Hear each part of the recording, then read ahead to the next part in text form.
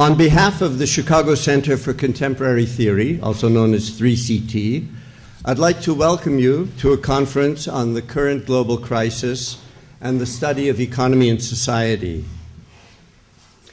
The ongoing global economic crisis poses a serious challenge to our understanding of large-scale social processes and hence of our own historical circumstances. As global capitalist society appears to be entering a new phase, it seems imperative to begin interrogating the relation of social and economic inquiry to changes in the large-scale configurations of society, economy, and polity. To this end, the Chicago Center for Contemporary Theory has planned a series of conferences, of which this is the first, that aim to respond to the challenges posed by the current world economic crisis to dominant paradigms in the contemporary social sciences. Viewed retrospectively, there appears to be a relationship between the success of particular social scientific paradigms and their historical contexts. For example, Keynesian economics and the positivist development-oriented social sciences appeared most successful between the 1930s and 1970s, that is, during the epoch that began with the crisis of laissez-faire capitalism and ended with the crisis of state-centered economic configurations.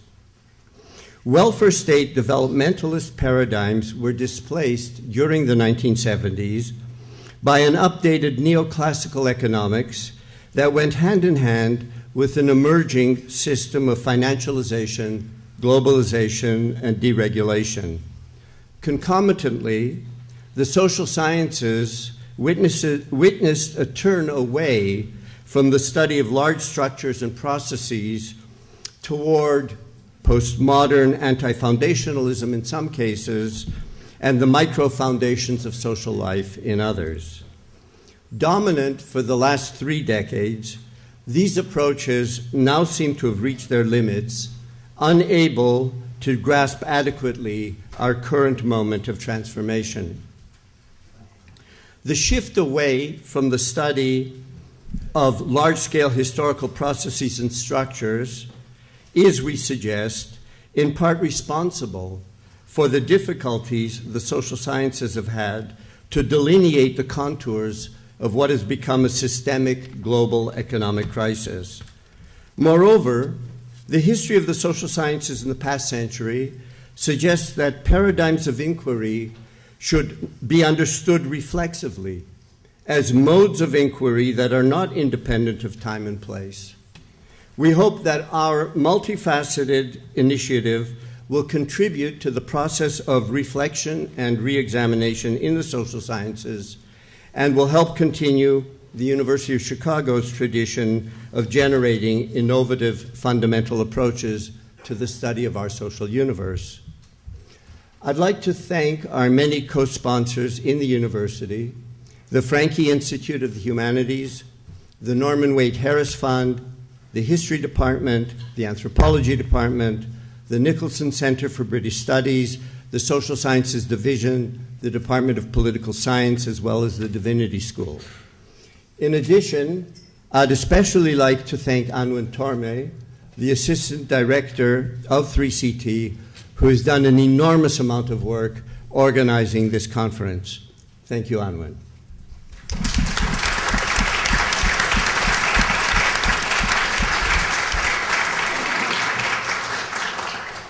Before we begin, I'd like to mention that we are audio and video recording the conference. The video, hopefully, will be linked to our website in about 2 weeks' time.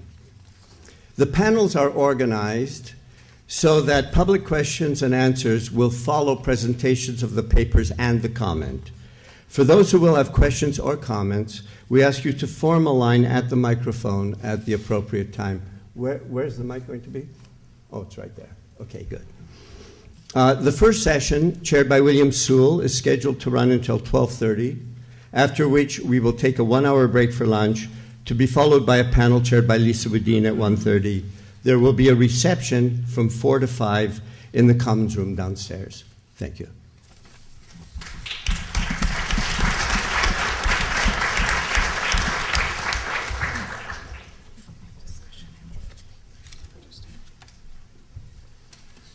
Greetings, everyone. My name's Bill Sewell. I teach history and political science here at the University of Chicago, and I want to welcome you to our first session. I'll be quite brief in my introductory comments, and I'm going to introduce all of the paper presenters and our commentator at the beginning, and then they'll just give their papers one after another. Our first paper will be by David Harvey, who is a distinguished professor of anthropology at the City University of New York Graduate Center. He was trained, as most of you probably know, as a geographer and spent a long time as professor of geography at Johns Hopkins University with a brief stint at Oxford. He is the author of many books relevant to the subject. The most recent is The Enigma of Capital, published just this year. I'd also mention A Brief History of Neoliberalism, and two oldies but goodies, The Condition of Postmodernity and Limits to Capital. His talk will be entitled Moving the Crisis Around, From Economics to Politics and Back. Our second presenter is Duncan Foley, who is the Leo Model Professor of Economics at the New School. I'm not sure which Adam this is, but I suspect it's not the biblical one. He's also published dozens of articles in economics journals, some of them highly mathematical in character. His topic will be the political economy of post-crisis global capitalism. The third presenter is Beverly Silver, who is professor of sociology at Johns Hopkins University. She is the author of Forces of Labor, Workers' Movements, and Globalization since 1970, and the co-author with Giovanni Arrighi of Chaos and Governance in the Modern World System. Her paper today is co-authored with her frequent collaborator, the late Giovanni Arrighi, who, a great pity for all of us in this business, died a little over a year ago. The paper is entitled Crisis of Capital, Crisis of Labor, A Global View from the End of the American Century. The final paper is by Immanuel Wallerstein, who is currently senior research scholar at Yale University. Previous to that, for a long time, he was a distinguished professor of sociology at Binghamton University and the head of the Fernand Braudel Center, which was the real kind of global center of world systems research. He is the author of many, many books. I'll mention just one, that is The Modern World System, which is in 3 volumes, but with a 4th volume promised for May of next year. His topic will be structural crisis in the world system. Where do we go from here? David Harvey.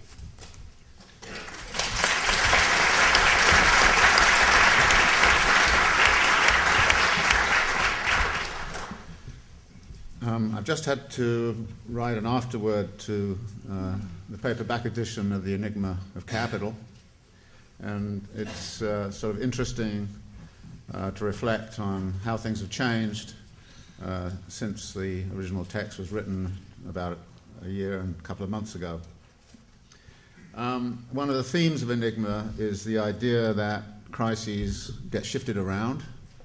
They get shifted around geographically, and they get shifted around systemically.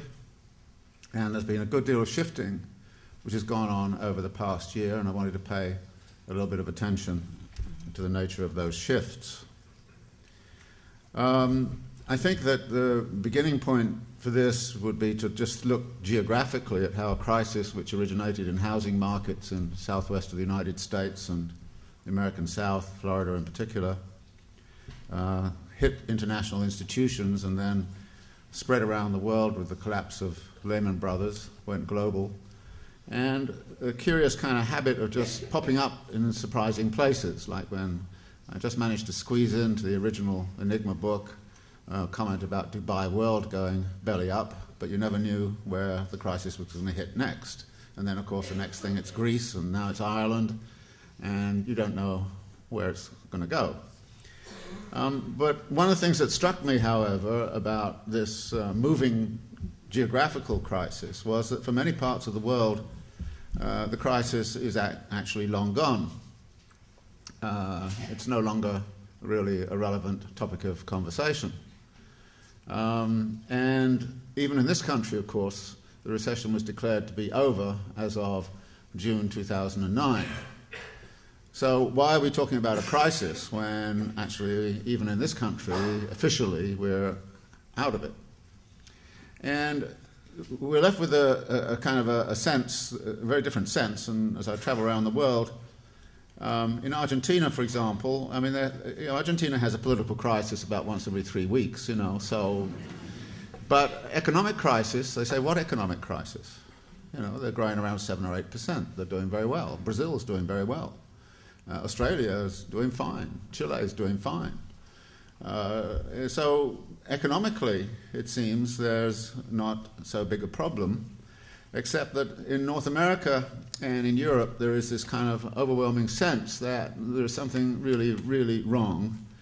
And the really, really wrong turns out to be the employment situation. But when you start to look at the employment data, there was a fascinating IMF-ILO joint report that came out last September, which talked about the unemployment situation. And what they did was to talk about the net loss of jobs 2007-2009, and you look at the pattern, and it's really fascinating. What they suggested was that the net loss of jobs worldwide was around 30 million. Of the 20 million that you can sort of statistically account for, there was a high concentration of job losses in the United States. That actually 7.5 million net job losses in the United States. And the pattern in the emerging markets was rather different. There were not so many serious job losses. The biggest one was China, of only 3 million, which, given the size of the Chinese labour market, is difficult but not impossible. And then you start to look at the European situation, and you see these remarkable differences between an unemployment rate in Spain of near 20%, of 4% in the Netherlands, and Germany doing rather well, and the pigs doing terribly badly. And so there are these uneven impacts of unemployment. And one of the things that comes out of this is the tremendous concentration of the loss of job losses inside of the United States itself. And here there is therefore a sense of crisis around that and what to do about it and how that crisis might be attacked and discussed. Now, so the geographical situation is that. But in exactly the same way that most of the American public didn't care at all when 15 million people lost their jobs in Indonesia in 1997-98, when you go to Argentina or you go to China or something like that, they don't care about the problems we have here. I mean, they basically say it's your problem, not ours. In the same way, when we looked at Indonesia back then, they said, well, it's their problem, not ours. So there's a certain geographical myopia here, and we're concentrating on the crisis because we're feeling it here in ways which is not felt in much of the rest of the world. And I think we have to get that very firmly in our heads when we start to talk about our crisis as a global crisis. It's a bit like, declaring, the baseball is the World Series when it's, same sort of logic that behind it. So we have to keep that in mind. But in this country, the special nature of this is that the preceding two recessions in 1991-92 and 2001-2 were followed by what's called jobless recoveries. The problem this time is it's not a jobless recovery, it's a joblessness creating recovery. I mean, today the unemployment rate went up a couple of percentage points. And we're supposed to be long out of the recession, but the unemployment situation is still there. So this then raises, I think, a whole set of interesting kind of questions as to how to factor in what is going on in this country versus what is going on globally and to see what some of the connections might be. Now, one of the things that immediately strikes me is that whereas after the collapse of Lehman Brothers, when the G20 first got together, there was certain kind of economic necessity that led to all sorts of things, like the bailouts and the operation of the Federal Reserve to bail out not only the US system, but pretty much everybody else, and the collective attempt to do something. The G20, the coalition, if you like, that came together around the economic emergency of the time has fractured very much politically.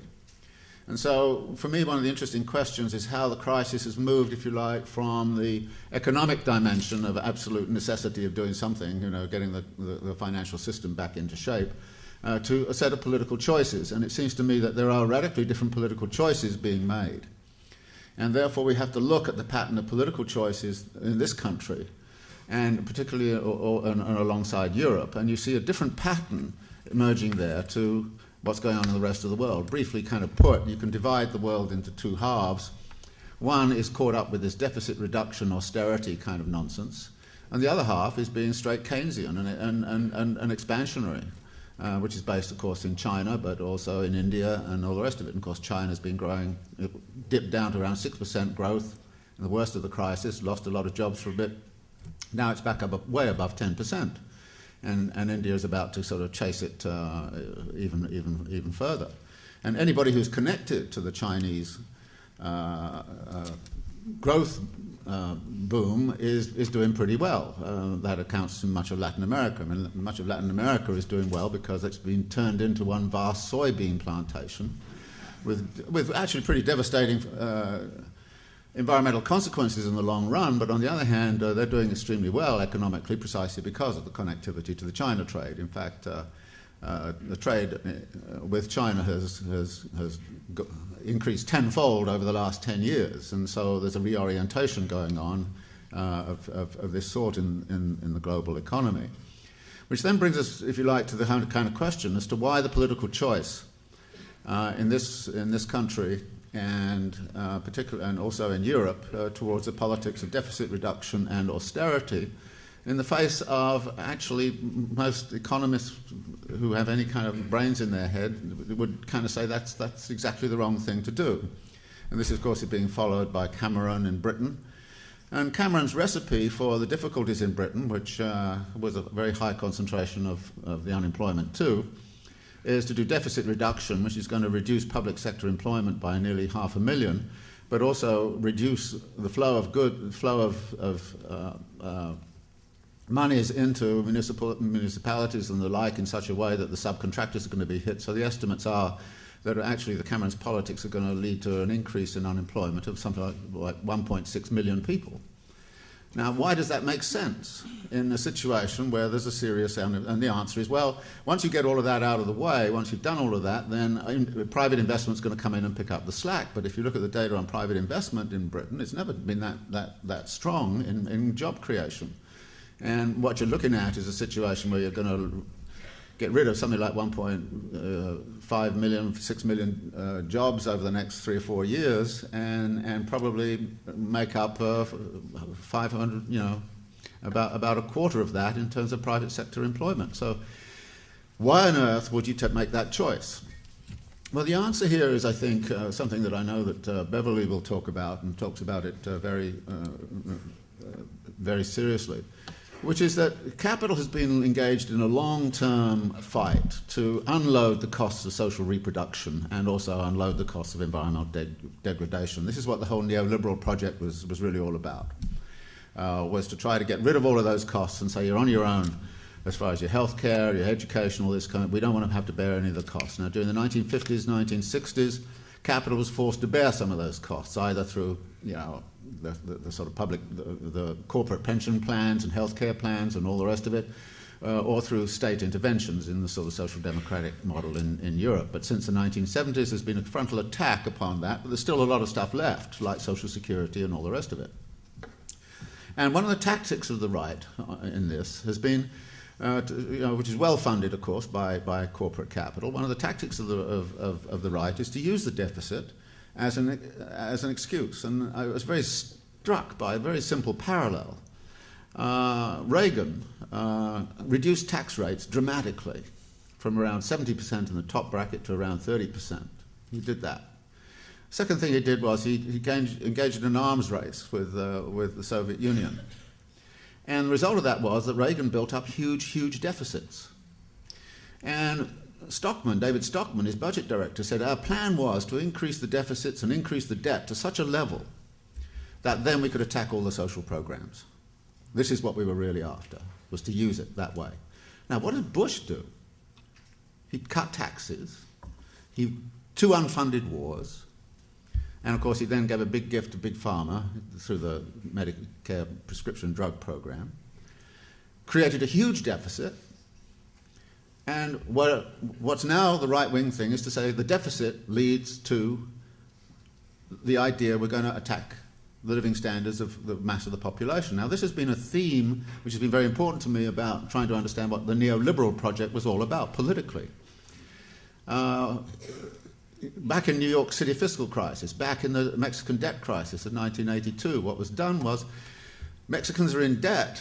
They're likely to default. What happens? The US Treasury and the IMF bails them out so they can pay off the New York bankers. And eventually that is what happened. But they pay them off by reducing the standard of living of the Mexican population by about 25%. And this became standard IMF practice, and now we're going through, in this country, standard IMF practice, and people in Brazil laugh and kind of say, hey, boy, now you know what it's like, you know. Enjoy it. We had it 3 times in 3 decades, so now you enjoy it. And so this is happening. But why exactly is this happening? Well, it has a lot to do, of course, with the waging of a certain kind of class war. And I love the kind of comment that Warren Buffett made, who kind of said, of course there's class war. And it's my class, the rich class, that are making it. And we're winning. And that is exactly, it seems to me, what it's been about all along. It's about actually a plutocratic politics of trying to actually create more and more wealth in smaller classes. And we're seeing this going on right now in Congress over this business of, the extension of the Bush tax cuts. So this is the politics of it. And the irony is, of course, in the same way that, in a way, kind of neoliberalism got completed by Clinton and by Tony Blair, so we're now seeing another stage of it, if you like, which is flowing into the present, which is another attack upon the standards of living of the mass of the population and the bailing out of capital from any concerns about social reproduction and, if possible, of course, any concerns about dealing with environmental degradation. But this story is being picked up in Europe. I mean, it's not as if Cameron created the deficit in Britain at all. But, of course, a lot of the deficit comes out of the reduction of revenues. And the reduction of revenues come from the lack of employment. And so one of the ways in which you could actually reduce the deficit is actually to increase employment. But that's exactly the opposite way in which things are going. So here's this picture which is emerging of what the political choice is in the face of the kinds of difficulties which exist. That is, the deficit is being used, the debt is being used for a very political purpose. And we have to see this as a political, not an economic choice, because there are other economic choices. And those other economic choices are, I think, represented by exactly what it is that China's been doing. China was faced with a downturn of its export market. So what did it do? Had a huge kind of infrastructural investment program, $600 billion, nearly as big as the US stimulus program. And they basically were about trying to unite the country, much as happened in this country in 1950s and 1960s, make the spatial economy of China into a kind of a unity by linking the interior with the coast and all the rest of it, building new cities, building new kind of highways, building high street networks and so on. I mean, this is a highly targeted infrastructural development program which should improve Chinese productivity very significantly, as opposed to the kind of stimulus programs we have in this country that don't seem to add very much to national productivity.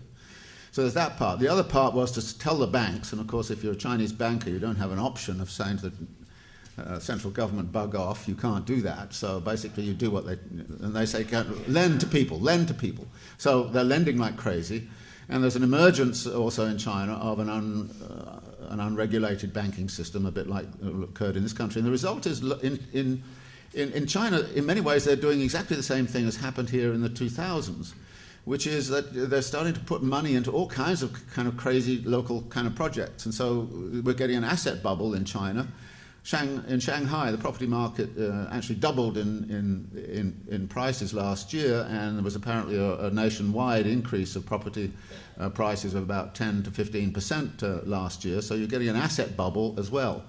Now, a lot of things going on in China along this line, but the place is booming. And as it booms, of course, the demand for raw materials is becoming very significant. I mentioned Latin America, but copper in Chile, Australia, which provides a lot of raw materials, booming along with them. And at the same time, the Chinese have also either been forced to or decided to actually permit another aspect of the Keynesian program, which is the empowerment of a working class in terms of wages. And there was all this stuff with Toyota, Honda, Foxconn last year, and wages have increased in the Pearl River Delta by about 20% in just this last year, which starts to see a substitution of the internal market for the export market.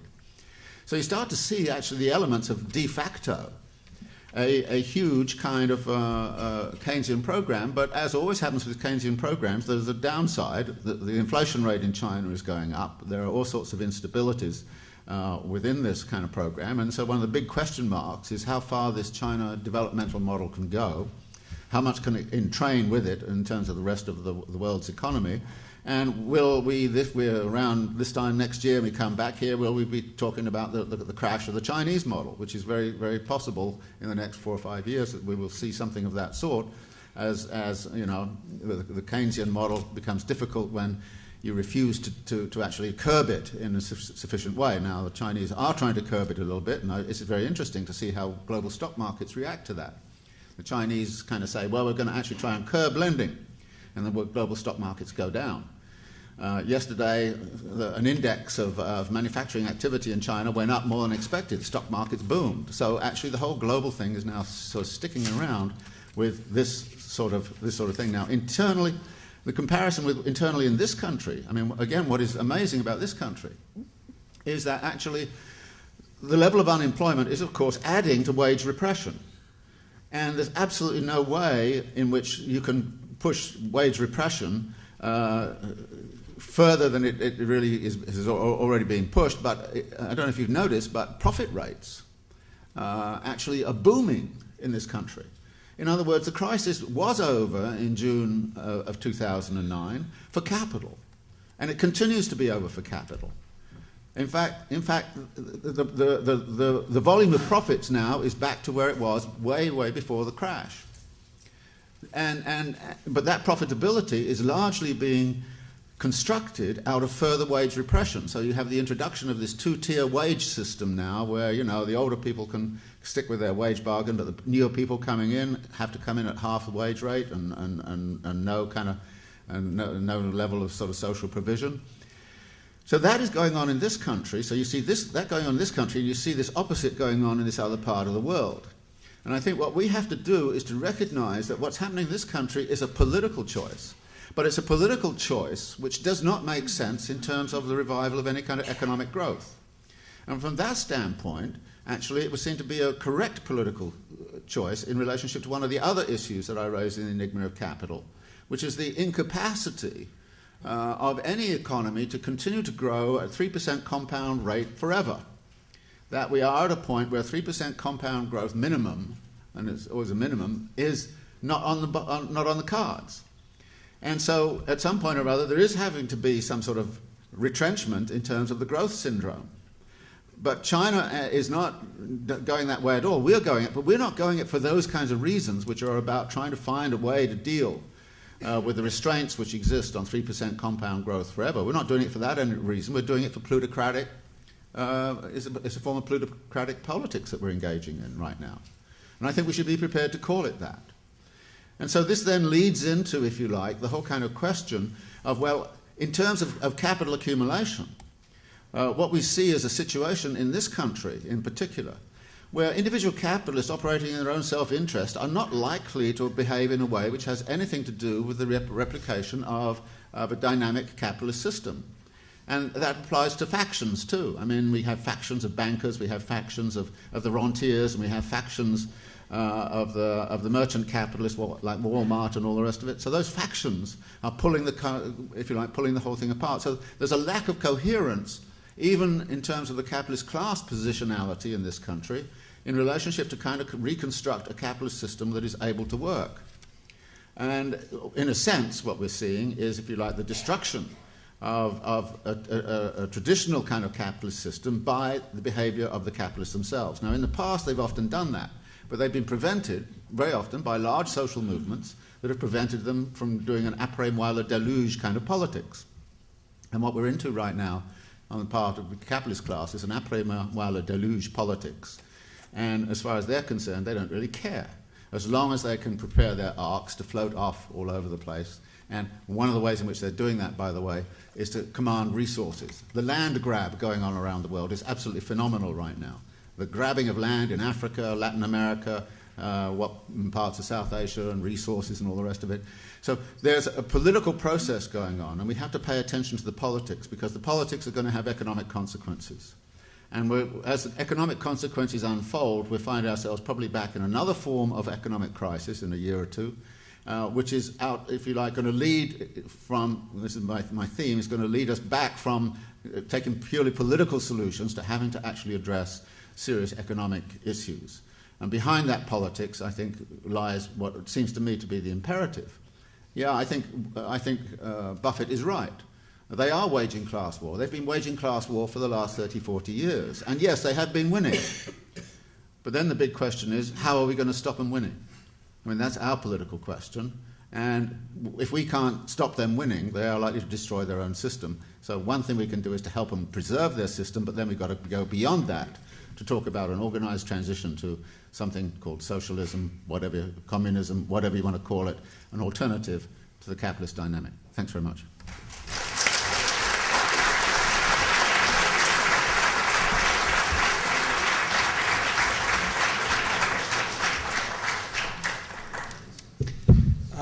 I've had the good fortune to be on several panels of this kind with David Harvey, and I've learned from that two things. One is that I always enjoy it because I learn a lot of information and points of view that I had not thought about before. And second, I hate it because he usually goes first, and he says many of the things that I had planned to focus on, and but that is fine with me too. I sat down to try to write down some thoughts about the political economy of world capitalism, and discovered that it takes a little more than 20 minutes for me to explore all of these aspects. But I thought in the talk I would try to highlight three questions. First of all, to talk a little bit about the relation of this crisis to Marxian crisis theories, because that's kind of the background of the way that I tend to think about these issues analytically. Secondly, I'd like to discuss a little bit the political economy of the last 30 or 40 years in terms of macroeconomics, and particularly macroeconomic policy and mainstream economic analysis. And then I hope I won't use up too much of my time and can spend the last part of the talk just throwing out on the table, really, for discussion, 4 questions about the future, which have to do with where the world political economic system goes from here, in terms especially of the U.S. position in the world political economic system. To begin with the Marxian crisis theory, if you're interested in this in more technical detail, I go over this in chapter 3 of my book, Adam's Fallacy, which is about Marx. There are really 2 phases of Marx's, I believe, my reading of Marx, is that there are 2 phases of his thinking about the contradictions of macroeconomic contradictions of capitalism, which correspond to 2 different ideas about what can go wrong. One phase one might call a law of increasing rate of exploitation or increasing surplus value, which came up in Marx's thinking at an early stage when he was trying to link together Adam Smith's view that the extension of the division of labor under capitalism would increase labor productivity, with Malthus and Ricardo's view that capitalism would tend to push wages down to a low subsistence level. And under those circumstances, you obviously get an ever-growing gap between what labor can produce, or what it is producing, and the equivalent that it gets back in terms of the wage. And that pattern has its own typical and characteristic macroeconomic difficulties. In particular, it has the difficulty of maintaining aggregate demand, because while workers are pretty reliable spenders and tend to turn over wages back into commodity purchases very regularly, this huge growing surplus value in this pattern is much harder to find an outlet for, since capitalist consumption, no matter how heroically people put on buy bigger yachts and bigger estates and so forth, it inevitably tends to fall short of the potential. Then in the 1850s, in terms of Marx's biography, it became clear that in Britain and much of Europe, capitalism was changing that pattern to a pattern where wages started to grow.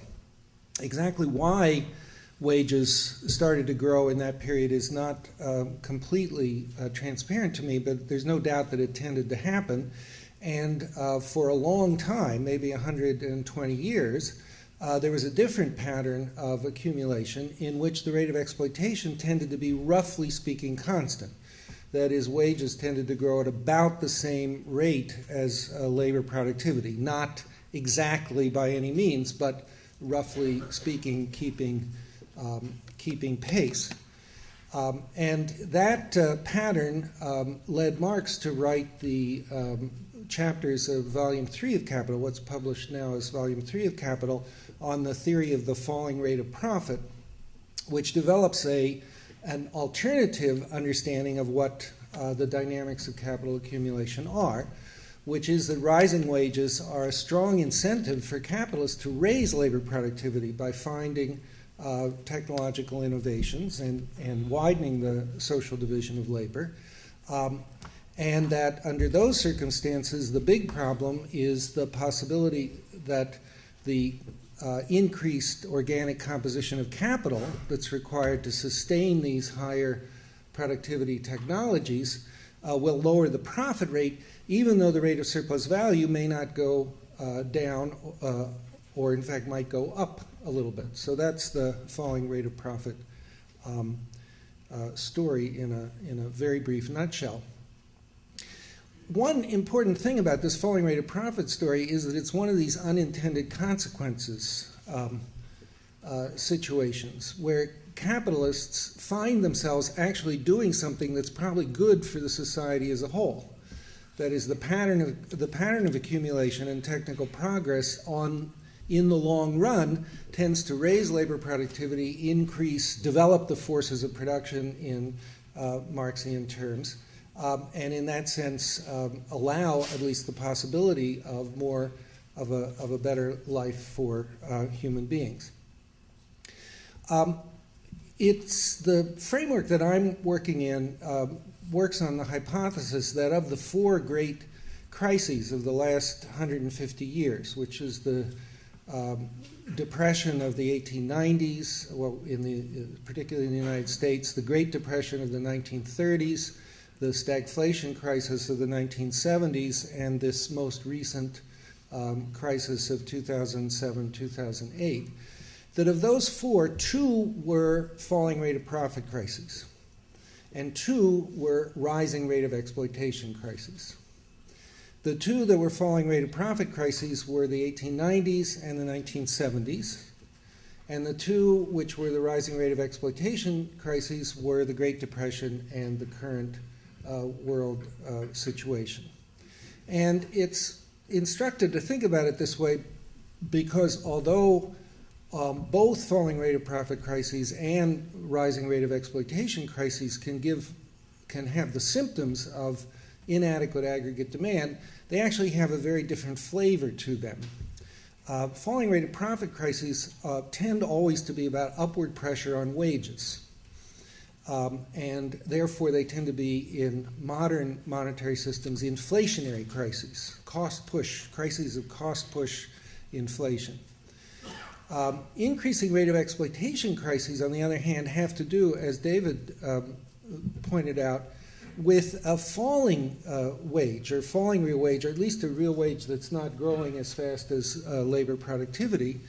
And therefore, they tend to have the macroeconomic problems of stagnation of aggregate demand, chronic deflationary pressure rather than inflationary pressure.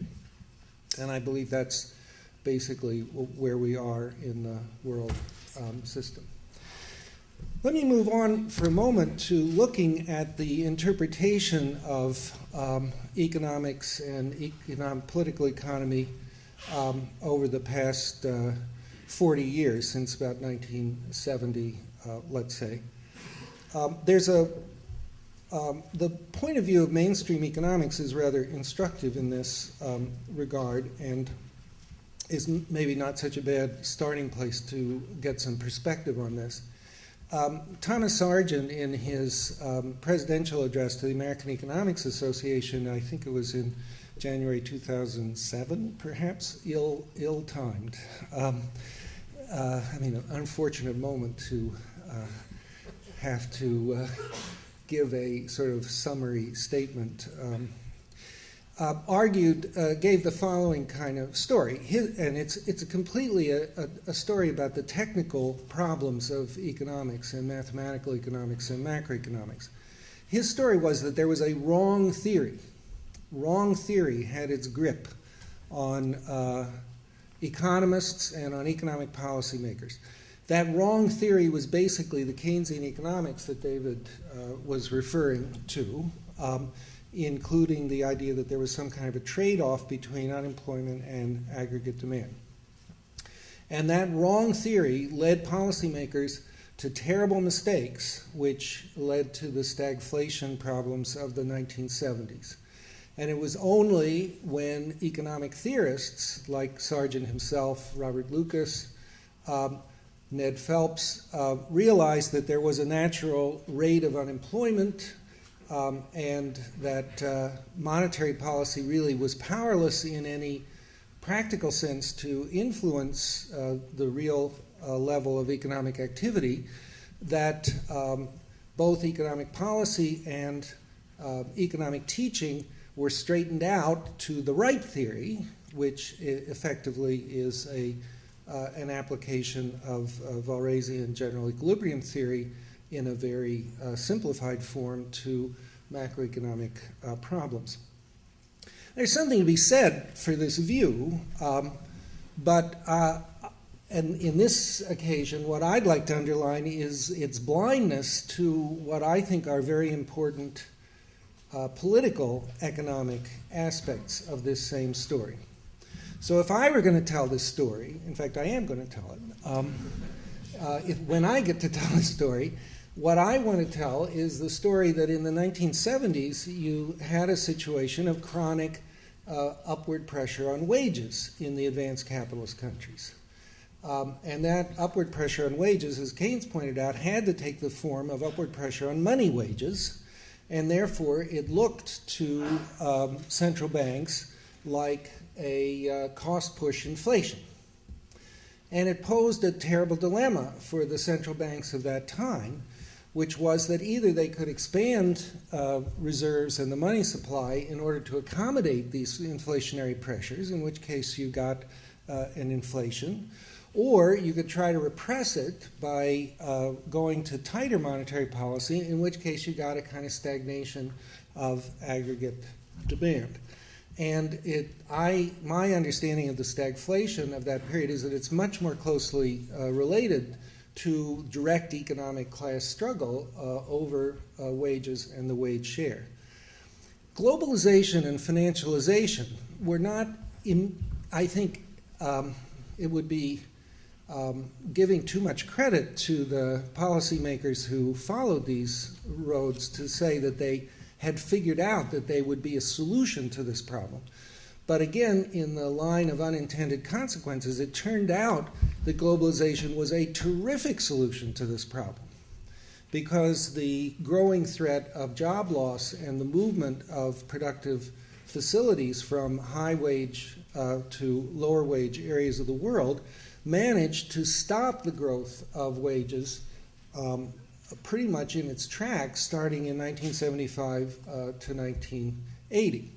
So curiously enough, this last 30 years have been a period not of a trajectory a la Marx along the lines of the falling rate of profit analysis, but a trajectory in which the form of investment and capital accumulation to reduce costs has taken the process of investment to reduce costs has taken the form of relocating existing productive facilities and existing technologies, not in substituting new ones that raise the productivity of labor overall. And this has been brilliantly successful from many points of view. And David has talked about many of what I view as the consequences of this. It's led to the global capitalism becoming a huge engine of surplus value creation. The trouble with surplus value creation is that it gets you into these high rate of exploitation difficulties, particularly two difficulties. One is the maintenance of aggregate demand, because you have the problem of how do you recycle these big amounts of surplus value into productive investment on a world scale.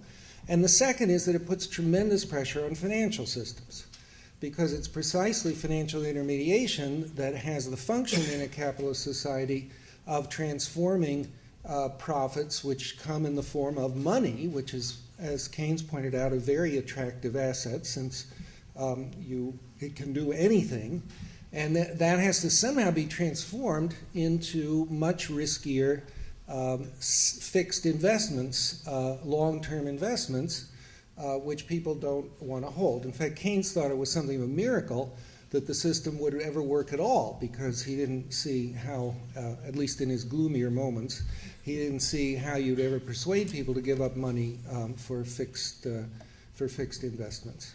And it's pretty clear to me that from a structural point of view, aside from the dramatic bubbles and instabilities, that from a structural point of view, this was the shadow that was hanging over globalization starting from 2000 on, and set the stage for the crisis of 2007, 2008.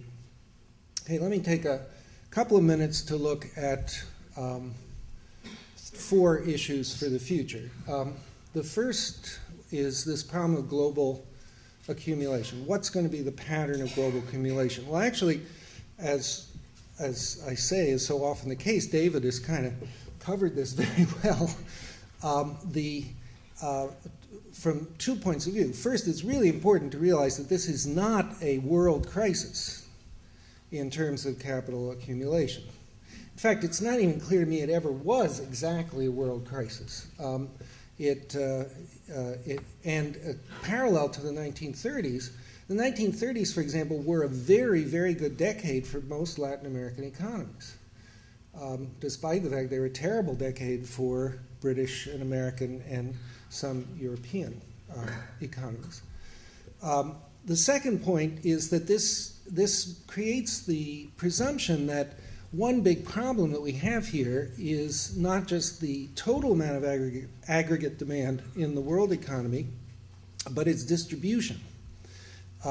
And that aggregate demand policies that might lead to an acceptable average level of aggregate demand are inflationary in some parts of the world and deflationary in other parts of the world, and that nobody has any very good idea of how to solve that problem.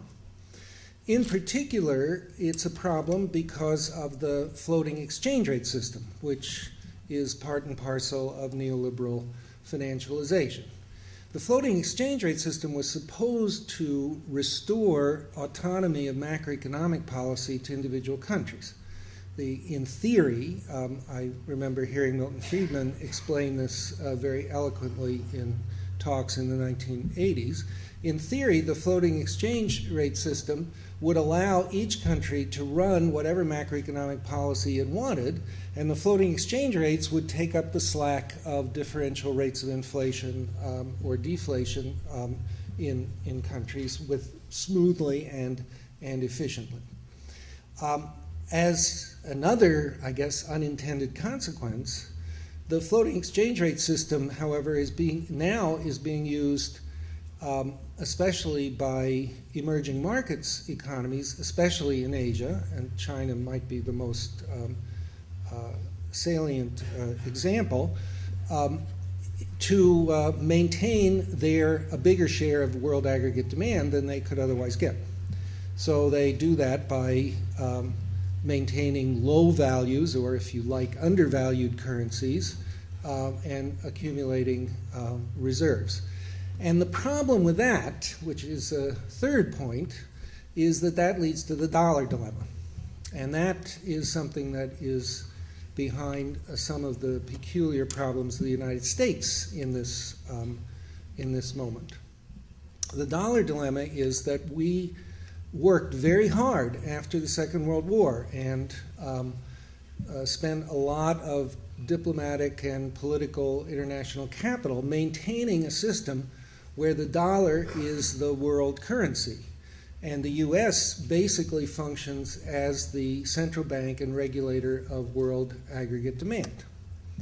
Well, that gave us tremendous powers in a lot of ways. It gave the U.S. tremendous privileges, for example, to fund imperial wars without as much of a budget constraint as would otherwise be the case. But in one of the Hegelian turns of history, it's now come back to haunt us, because exactly that set of institutional arrangements means that the U.S. is the one country in the world which cannot control its own exchange rate. The effective exchange rate of the dollar is basically determined by the policies of all of the other countries in the world which are value their currencies in relation to the dollar. And so you see, predictably under these circumstances, a kind of a competitive devaluation situation emerging in the world economy. Are we going to solve that by the U.S.? So the U.S. is in the curious position that it's the hegemonic economic power, but it cannot create the right amount of world aggregate demand, or at least it cannot create the right amount of world aggregate demand and provide enough aggregate demand to absorb our own excess unemployment, which David so eloquently painted in his talk. So the final question, which, as I say, I just throw out on the table, and I'd be particularly interested in this august assembly and what people are thinking about this, is the question of U.S. hegemony in larger terms. David subtitled his talk, or I guess the title is From Politics to Economics and Back or something. So I'm going to do it, I'm going to go to politics now. The world functioned with the U.S. not only as a hegemonic financial power, but that was complementary to other roles that the U.S. played in diplomacy, and particularly economic diplomacy.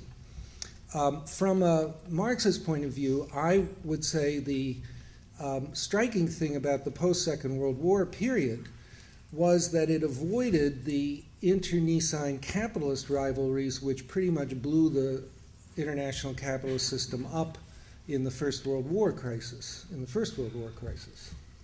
And that seems to be one aspect of U.S. hegemony, that the U.S. is the Leviathan, as it were, that cracks the whip over the various pieces of the world capitalist system. Now, two questions arise. Charlie Kindleberger raised this question very often. can you operate a world economic system without a hegemonic power?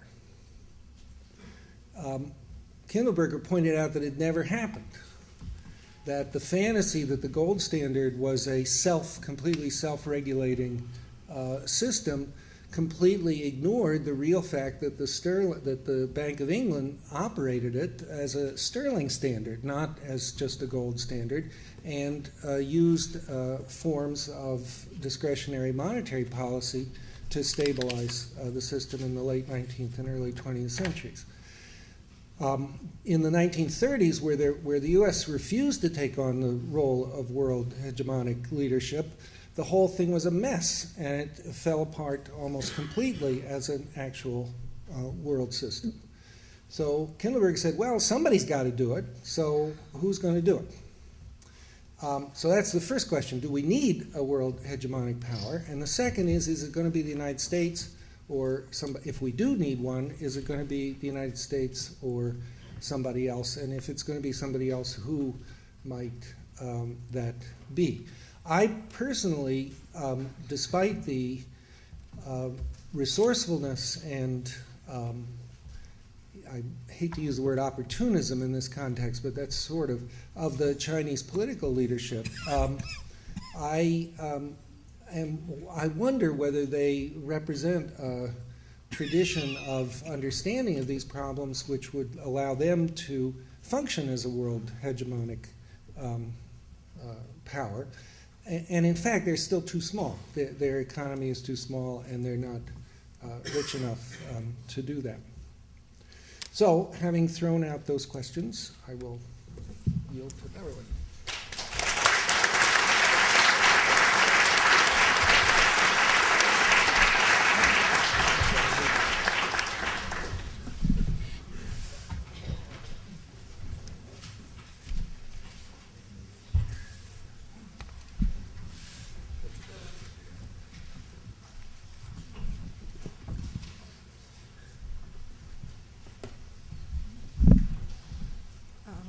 Actually, I have a few. Let me just make sure this is going to work.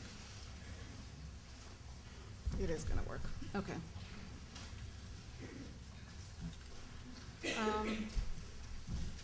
Now, it's interesting because when Duncan got up, he said that... Mike, get closer to the mic. Oh, okay. Lean it over. Is that better? Yeah. Yeah, when Duncan got up, he said that David had covered many of the themes and specificities that he was planning to talk about, and so then it's not surprising when I get up that I say that there are a lot of resonances between both David and Duncan's presentations and what I plan to talk about today. But what I'm going to do is sort of falls into two parts. One is trying to understand the present in a Brodelian longue durée perspective of several centuries or systemic cycles of accumulation going back to the 15th century. And the other is understanding the present in a more Schumpeterian short-term perspective, with Schumpeter saying that in these matters 100 years is a short term. So we'll do a 100-year perspective and a longue durée perspective.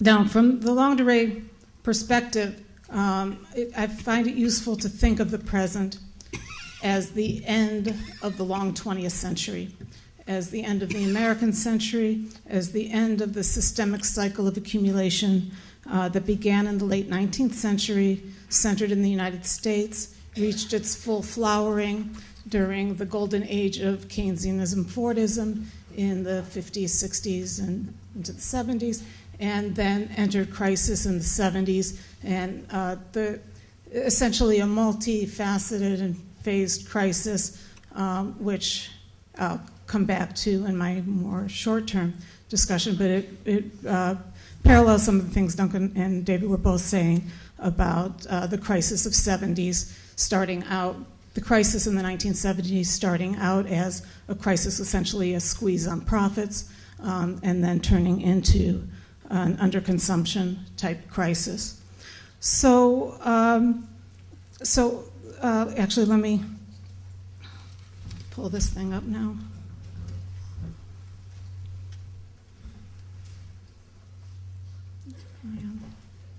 So I never know how to make this thing go. Do I need to make it go, or can I just F5?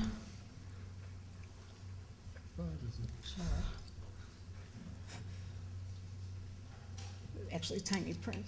Okay.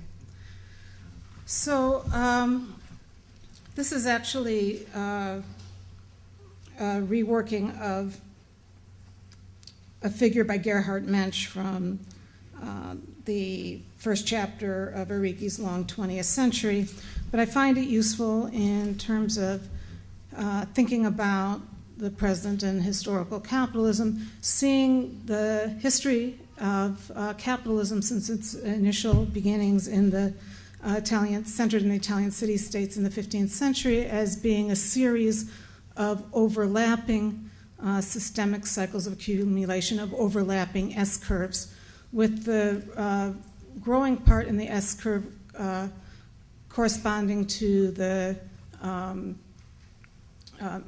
what would be considered the golden ages, the golden ages of the industrial, of Britain as workshop of the world, the golden age of Keynesian Fordism, etc. And the period between A and B as being the initial crisis of that systemic cycle of accumulation, and B, the terminal crisis of that systemic cycle of accumulation. So if we're thinking about today, and what I've already hinted at, that sometime in the 1970s, the stagflation of the 70s, which very importantly was also a major period of crisis of U.S. political power on a world scale, that we enter an initial crisis of the U.S.-led systemic cycle of accumulation, which appears to lead to a major rebirth of U.S. power on a world scale, but by 2000, certainly 2008, I mean, if we look at 2001 as the bursting of the internet stock market bubble, 2003 is the throwing in the idea that the U.S. could use its military power to reestablish global dominance through the invasion of Iraq, so the failure of the project for a new American century, and then finally the 2008 financial crisis. Somewhere between that, the bursting of the internet stock market bubble and the and this 2008 financial crisis, probably when we look back historically, we'll see it as, it'll be identified, this period, as the end of the American century, the end of the systemic cycle of accumulation centered on the United States. Now, the reason that I find these overlapping S-curves visually helpful is because what's also becomes clear here is that the crisis of the dominant regime happens at the same time as an interstitial emergence of a new systemic cycle of accumulation.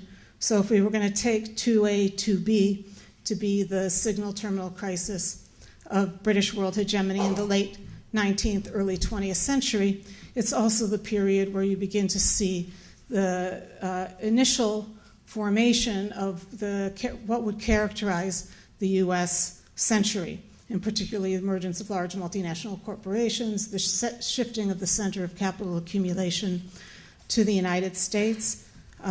Interestingly enough, and if I have time, I'll get back to it, the crisis of the Great Depression, but the crisis of the Great Depression itself led to a whole series of financial reforms that brought out, that allowed for, formed the preconditions for the material expansion after, the global material expansion after the Second World War.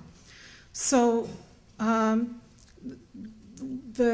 what I just want to get across here for now is that from this perspective, we can see ourselves not only at the end of the American century, but possibly we should be on the lookout for the interstitial emergence of the new characteristics of new systemic cycle of accumulation, if there is going to be one, and that's a big if that I'll again come back to with time. So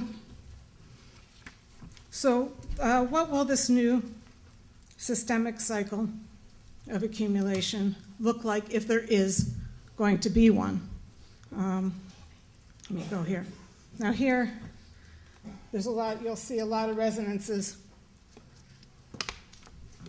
between what Duncan was talking about and this chart here, which Moishe didn't get a chance to see. So now I'm in the Schumpeterian 100-year short term, which is essentially the long 20th century. I've identified the same 4 crises as Duncan, one in the late 19th century, although our timing is a little bit different. But anyway, the 1870 to 1896 Great Depression. So that until the 1930s Great Depression, when people talked about Great Depression, they meant that one. The 30s, the 1930s Great Depression, the 70s, and the present.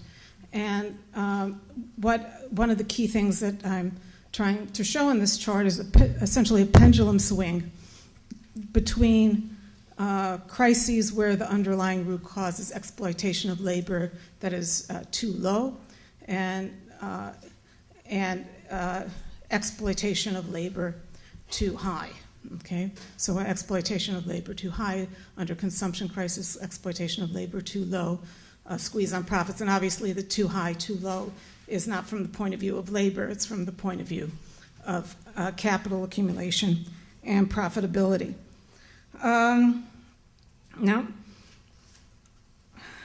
so on the one hand, there's a pendulum swing here between the root causes of the crisis, but also a pendulum swing between the policies that brought about the policies and restructurings that brought about the solution to the crisis. So from the Great Depression of the late 19th century is really the period of the takeoff of a major consolidation, centralization of capital. In fact, the crisis of the squeeze on profits and the intensification of competition in the late 19th century was more related to the fact that competition among capitalists was very intense, and the centralization of capital, what became to be called the emergence of monopoly capital in that period, and the financial expansion, the growth of financialization in the period, brought about eventually a redistribution toward capital and the change in character of crisis by the 30s as a under-consumption crisis. Again, we get a swing back. Again, the golden age of Keynesianism. Fordism was also on a global level, a global New Deal that undergird the material expansion on a world scale. But by the 1970s, and this was related both to a strengthening of labor, but also a strengthening of the third world, the development project. And we get the 1970s stagflation, crisis of U.S. power on a world scale, and then switch back Reagan-Thatcher counter-revolution, and gets us back to the present. So if we were going to use this kind of simple pendulum swing chart to think about the future, then we would say, oh, okay, the solution to this crisis is now a redistribution from capital to labor. At one point, it looked like after 2008 there might be movements in that direction, in the sense that with the election of Obama, with Europe hadn't at that point showed signs of complete insanity, and at the same time there was signs of growing labor strength, growing power of labor in China and other low-income countries, and so we had that seemed to be possibly happening, but obviously that's not globally, or let's put it this way, that's not everywhere what's been happening since 2008. Now, there's an ambiguity in this chart, because is it about the United States? Is it about the world? Is it about the center of capital accumulation. And I think that if we're thinking about systemic cycles of accumulation as something of historical capitalism on a global scale, then the only way that this can be useful is thinking about it also on a global scale, and thinking more, not even so much on a global scale, but looking at the emerging center of capital accumulation and what is happening there. So it's not what I would say, and I don't know how much I can go into it, but it's not a coincidence here that the initial crisis of UK and US hegemonies were solved temporarily by regressive policies on the redistribution of income, policies that increased inequalities, increased social instability, but that in itself then was a prelude. I mean, in Brodelian terms, what looked like a new spring for U.S. hegemony was in fact the autumn and the prelude to winter. So if we look, and this is a point that David was making, that if you look in China, there are some signs of a shift toward a redistribution of profits away toward labor, and it's partly the growing power of labor movements there, which is sort of another talk that I can't really get into here, but it's important, and I can talk about it in the discussion. Okay, and this gets me now back to the second, back to the longue durée, because ultimately, from here we can't draw any firm conclusions. This is a chart on the evolutionary patterns of world capitalism. It was originally published. Giovanni and I did a piece for the Review of International Studies in 2001, and then it's been reworked for the postscript of the second edition of the Long 20th Century. But it's summing up the evolutionary pattern changes over time in world capitalism that can be seen across these systemic cycles of accumulation. And there's a few, and again, this hits, I mean, we keep hitting on David, Duncan, and I keep hitting on some of the same types of interrelated phenomena, because here, again, moving back from the question of the economic foundations of the crisis to the political foundations of the crisis. So here, what we see over time is that the leading governmental organization, the hegemon, organizing systemic cycles of accumulation, becomes increasingly large and complex over time, from something slightly more than a city-state in the Genoese-Iberian cycle to something a bit less than a nation-state in the Dutch cycle, to something a bit more than a nation-state, because Britain had a global spanning empire in the British cycle, to in the U.S. cycle, the U.S. had ambitions to form a world state, but never quite reached that point, and before reaching that point, partly because of the Cold War and partly so on the one hand, if we're looking, this is not, but I should emphasize, this is not meant to be a deterministic model of the future. It's not that just because we can sum up the past in this way that it necessarily means that the next place to go is world state. However, what we do know from the past, if we're going to continue on a similar kind of pattern, that historical capitalism as we've known it has been characterized by organizing centers of increasing size and complexity. And where you go from the U.S. continental state, it's not clear. Again, the questions of China in terms of the size of the market, China, U.S., various kinds of alliances. The second part, and I'm just going to get to point out the far right column. So in terms of this increasing size and complexity in the process over time, all sorts of costs were internalized. But if you look at throughout historical capitalism, one thing that was never internalized was the reproduction costs of reproduction of labor and of nature. And in fact, the costs of reproduction of labor and of nature have been increasingly externalized over time, over the time of historical capitalism, reaching a major, almost pathological form of externalization under the US-centered cycle of accumulation. So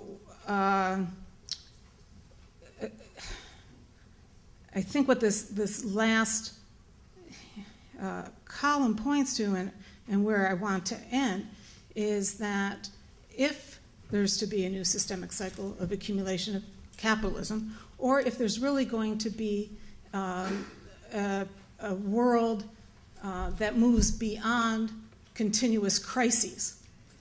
So it may even look like it may in the end be something we would call a post-capitalist world, that the problem of the externalization of reproduction costs has to be overcome.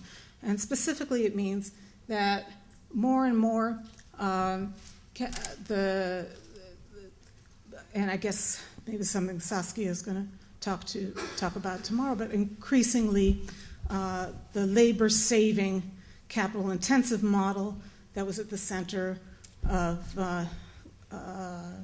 has been at the center, has to be replaced by a labor-absorbing type model of accumulation, and I'm saying accumulation, but it also could be of reproduction of livelihood.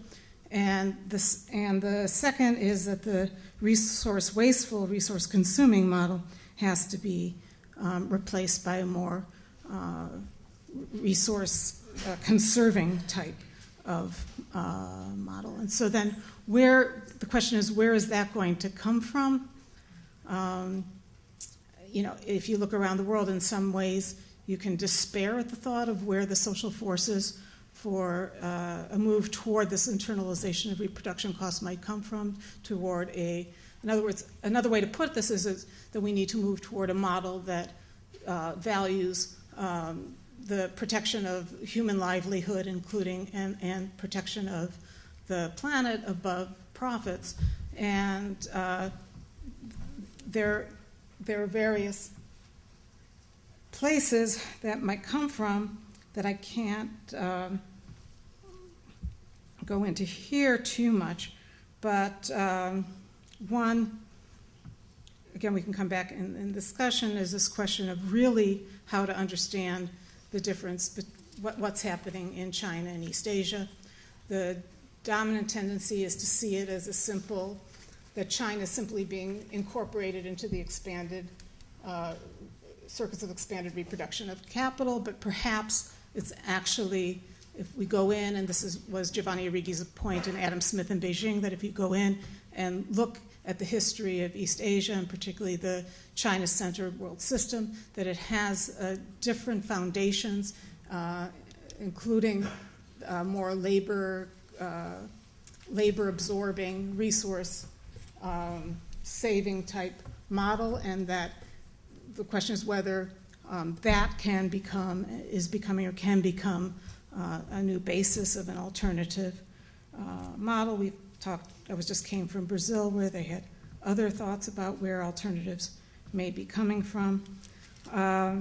But just to sum up, I think that the fundamental problem now, if we're talking about not getting over in one place or another, not just the shifting of the crisis from one location to another, but something that would again look like a golden age of respect for livelihood, that we can't go back to the Keynesian Fordism model, even if it's centered in China or centered in the global South, that we need to be looking for, not just in our own heads, but also in terms of evidence on the ground for fundamentally new forms of organization of livelihood and life. Thank you.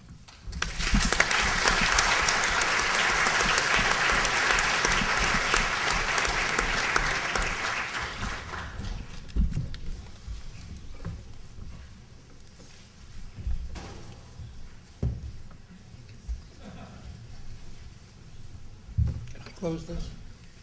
Beverly? Sorry? Can I close this? Oh, yeah.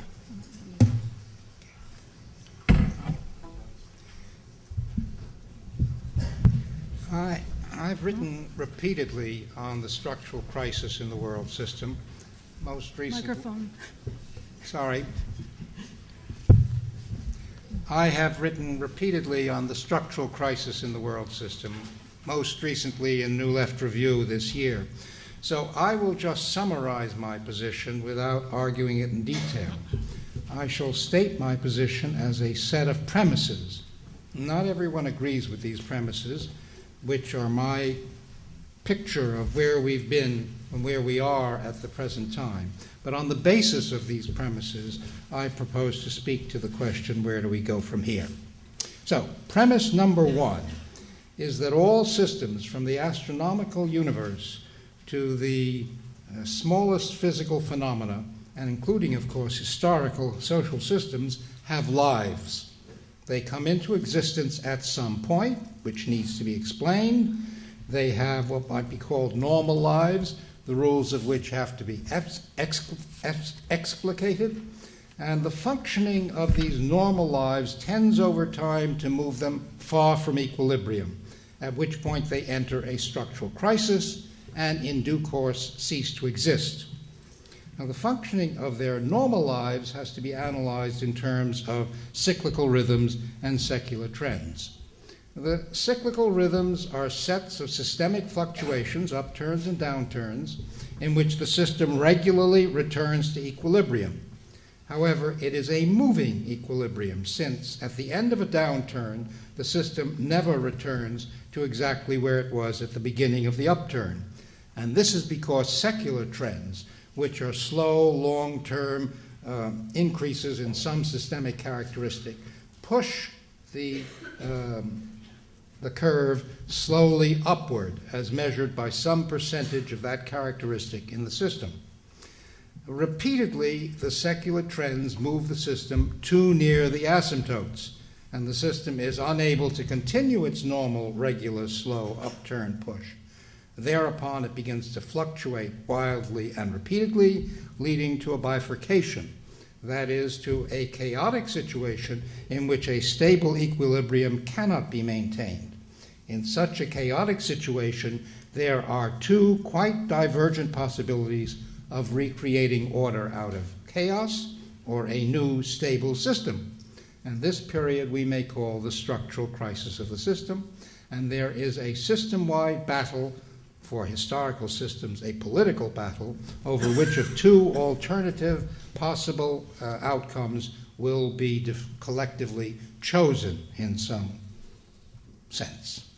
Now, premise number two is the description of the most important characteristics of how the capitalist world economy has operated as a historical social system.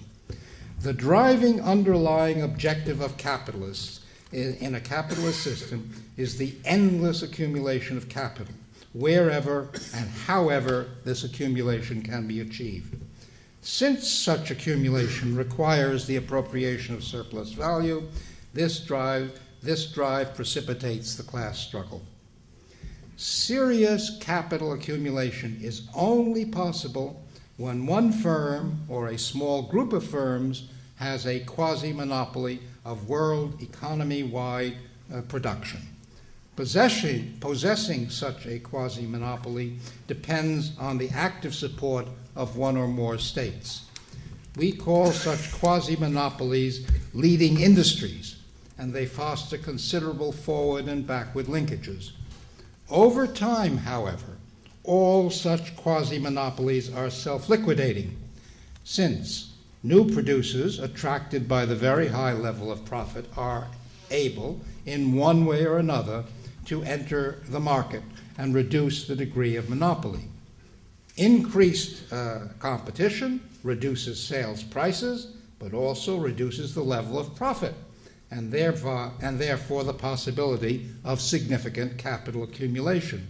We can call the relation of monopolized to competitive productive activities a core-periphery relationship. They are not places, they're a relationship. The existence of a quasi-monopoly permits the expansion of the world economy in terms of growth, and permits as well trickle-down benefits to large sectors of the world system's populations. The exhaustion of the quasi-monopoly tends to a system-wide stagnation that reduces the interests of capitalists in accumulation through productive enterprises. Erstwhile leading industries shift location to zones with lower costs of production, sacrificing increased transactions costs for increased production costs, notably wage costs. The countries to which the industries are relocated consider this relocation to constitute development, but they are essentially the recipients of cast-off, erstwhile core-like operations. Meanwhile, unemployment grows in the zones from which the industries are relocated, and former trickle-down advantages are reversed, partially reversed. This cyclical process is often called Kondratiev long waves, and Beverly's illustration of the last 100 years are what I would call Kondratiev long waves, and has in the past tended to last an average of 50 to 60 years for the entire cycle. Such cycles have been occurring over the past 500 years. The systemic consequence is a constant slow shift in the location of the zones that are most favored economically, without, however, changing the proportion of zones that are so favored. Now, a second major cyclical rhythm of the capitalist world economy is that governing the interstate system. All states within the world system are theoretically sovereign, but actually highly constrained by the processes of the interstate system. Some states are, however, stronger than others, meaning they have greater control over internal fragmentation and outside intrusion. No state, nonetheless, is wholly sovereign. In a system of multiple states, there are rather long cycles in which one state manages to become, for a relatively brief time, the hegemonic power. And that was Beverly's Brodelian chart. To be a hegemonic power is to achieve a quasi-monopoly of geopolitical power, in which the state in question is able to impose its rules, its order, on the system as a whole, in ways that favor the maximization of accumulation of capital to enterprises located within its borders. Achieving the position of being the hegemonic power is not easy, and has been truly achieved only 3 times in the 500-year-long history of the modern world system. The United Provinces in the 17th century, the United Kingdom in the mid-19th century, and the United States in the mid-20th century. True hegemony has lasted on the average only 25 years.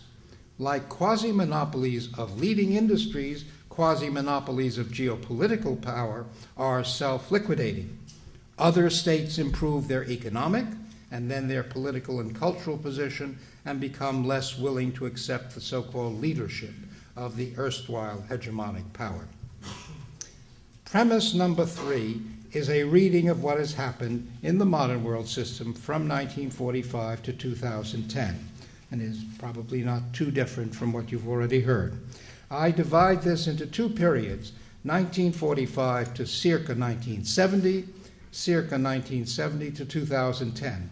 And once again, I summarize what I have argued length previously.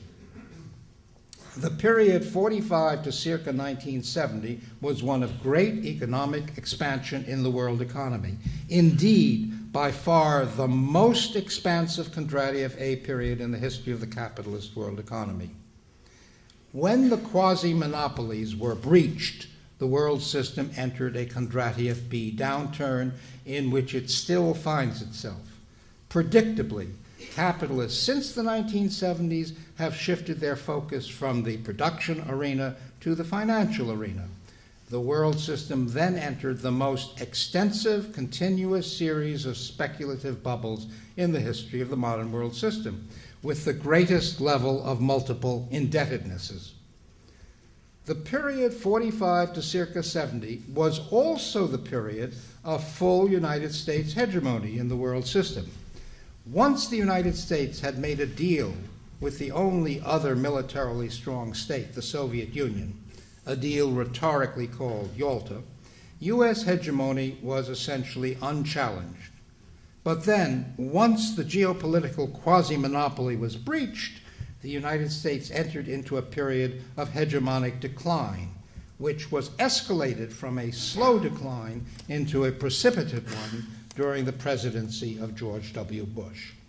U.S. hegemony was far more extensive and total than those of previous hegemonic powers, and its decline promises to be the swiftest and most total. There's one other element to put into the picture: the World Revolution of 1968, which occurred essentially between 66 and 70, and took place in all three major geopolitical zones of the world system of the time: the pan-European world, the so-called West, the socialist bloc, the so-called East, and the third world, which we sometimes call the South. There were two common elements to these local political uprisings. The first was the condemnation not only of U.S. hegemony, but also of Soviet so-called collusion with the United States.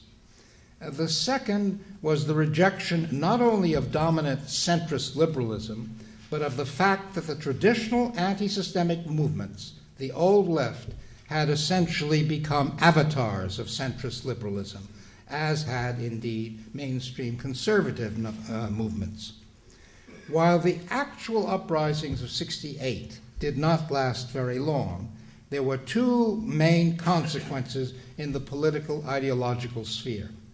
Centrist liberalism ended its long reign from 1848 to 1968 as the only legitimate ideological position, and both the radical left and the conservative right resumed their roles as autonomous ideological contestants in the world system. The second consequence for the left was the end of the legitimacy of the old left's claim to be the prime national political actor on behalf of the left, to which all other movements had to subordinate themselves. The so-called forgotten people, women, ethnic, racial, religious so-called minorities, so-called indigenous nations, persons of sexual alterity, as well as those concerned with ecological or peace issues, asserted their right to be considered prime actors on an equal basis with the historical subjects of the traditional anti-systemic movements. They rejected definitively the claim of the traditional movements to control their political activities. They were successful in this new demand. After 1968, the old left movements acceded to their political claim to equal current status for their demands in place of deferring these demands to a post-revolutionary future. Politically, what happened after 1968 is that the reinvigorated world right asserted itself more effectively in the succeeding 25 years than the more fragmented world left. The world right, led by the Reagan Republicans and the Thatcher conservatives, transformed world discourse and political priorities. The buzzword globalization replaced the previous buzzword development. The so-called Washington Consensus preached privatization of state productive activities, reduction of state expenditures, opening of the frontiers to uncontrolled entry of commodities and capital, and the orientation to production for export. The prime objectives were to reverse all the gains of the lower strata during the Kondratiev A period. The World Right sought to reduce all the major costs of production, to destroy the welfare state in all its versions, and to slow down the decline of U.S. power in the world system.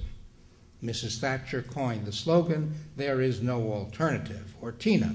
And to ensure that, in fact, there would be no alternative, the International Monetary Fund, backed by the U.S. Treasury, made as a condition of all financial assistance to countries with budgetary crises adherence to these conditions.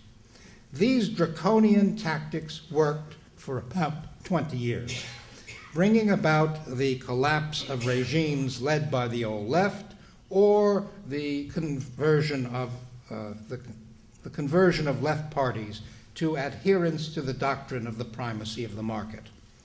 And by the mid-1990s, there surfaced a significant degree of popular resistance to the Washington Consensus, whose three main moments were the Neo-Zapatista uprising in Chiapas on January 1, 2004, the demonstrations at the Seattle meeting of the World Trade Organization in Seattle, which scuttled the attempt to enact worldwide constraints on intellectual property rights, and the founding of the World Social Forum in Porto Alegre in 2001. The Asian debt crisis in 1997 and the collapse of the U.S. housing bubble in 2008 brought us to our current public discussion of the so-called financial crisis in the world system, which is in fact nothing but the next to last bubble in the cascading series of debt crises since the 1970s. Now, premise number 4 is the description of what happens in a structural crisis, which the world system is in at the present time, has been in since at least the 1970s, and shall continue to be in until probably circa 2050. The primary characteristic of a structural crisis is chaos. Chaos is not a situation of totally random happenings. It is a situation of rapid and constant fluctuations in all the parameters of the historical system. This includes not only the world economy, the interstate system, and cultural ideological currents, but the availability of the resources, of life resources, climatic conditions, and pandemics. The constant and relatively rapid shifts in immediate conditions make even short-term calculations highly problematic for the states, for enterprises, for social groups, and for households. The uncertainty makes producers very cautious about producing, since it is far from certain that there are customers for their products, and this is a vicious circle, since reduced production means reduced employment, which means fewer customers for producers. And this uncertainty is compounded by the rapid shifts in currency exchange rates. Market speculation is the best alternative for those who hold resources.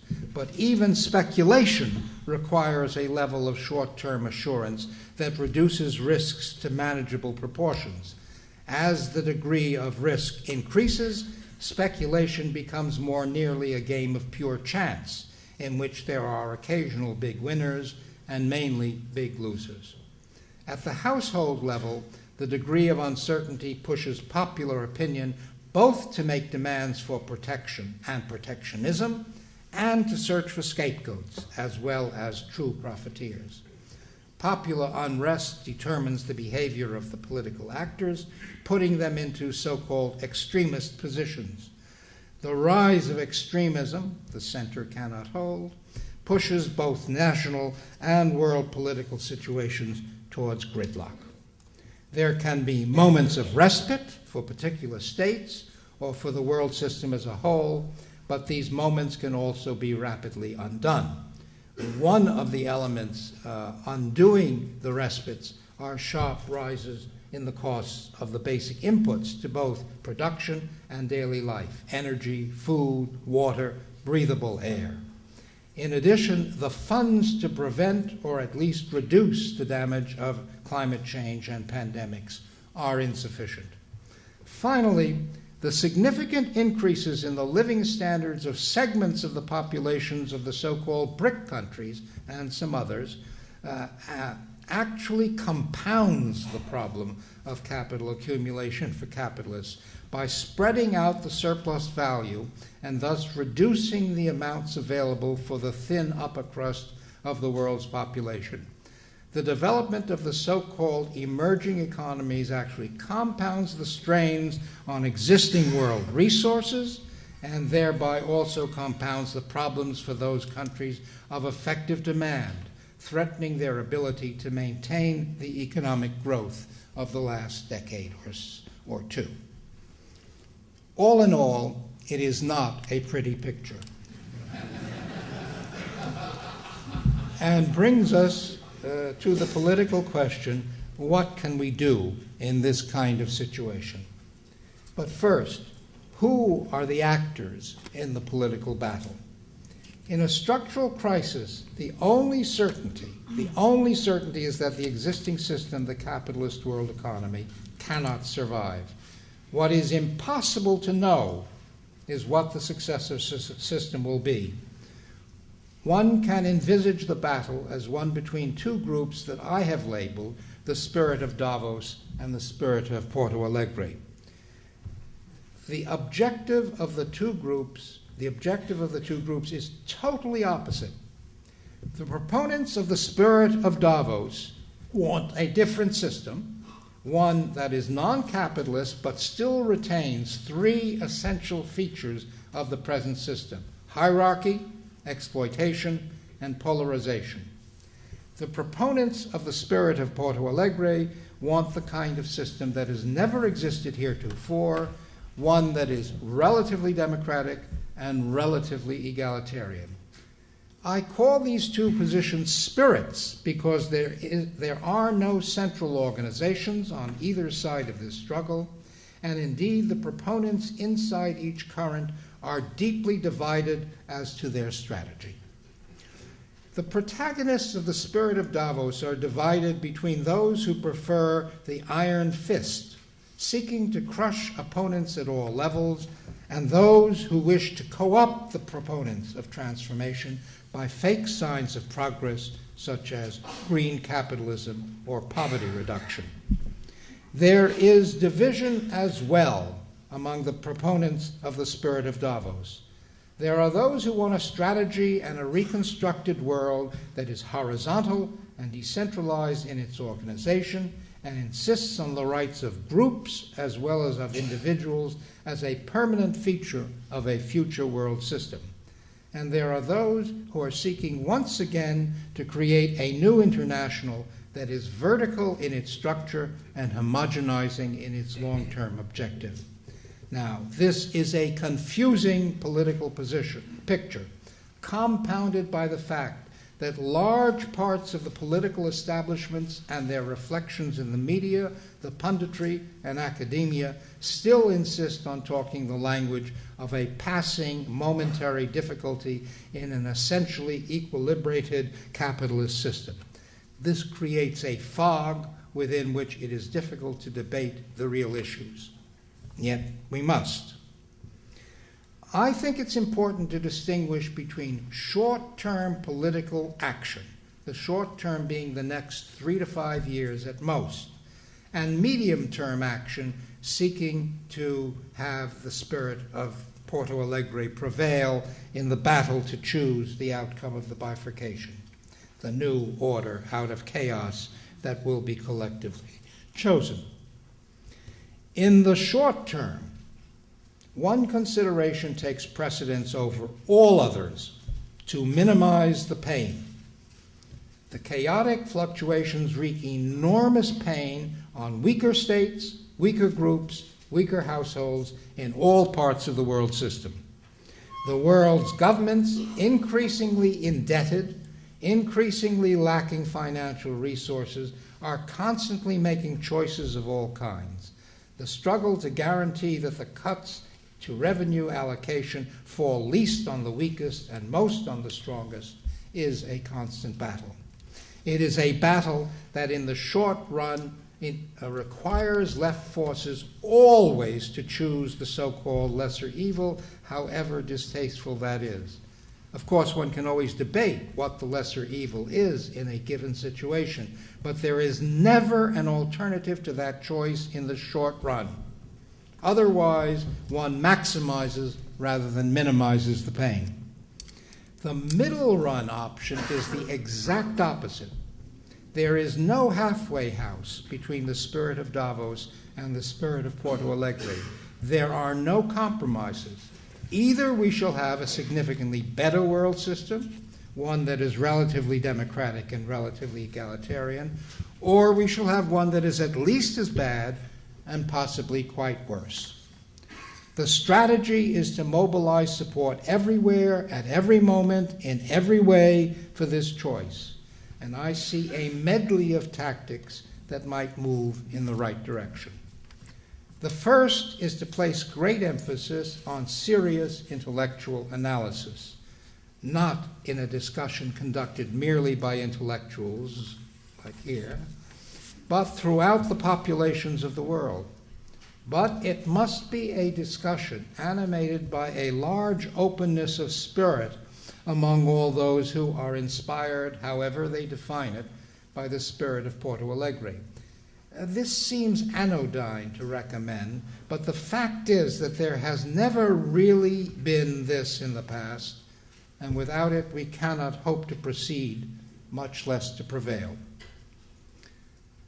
A second is to reject categorically the goal of economic growth and replace it with the goal of maximum decommodification, what the movements of indigenous nations in the Americas are calling buen vivir. This means not only resisting the increased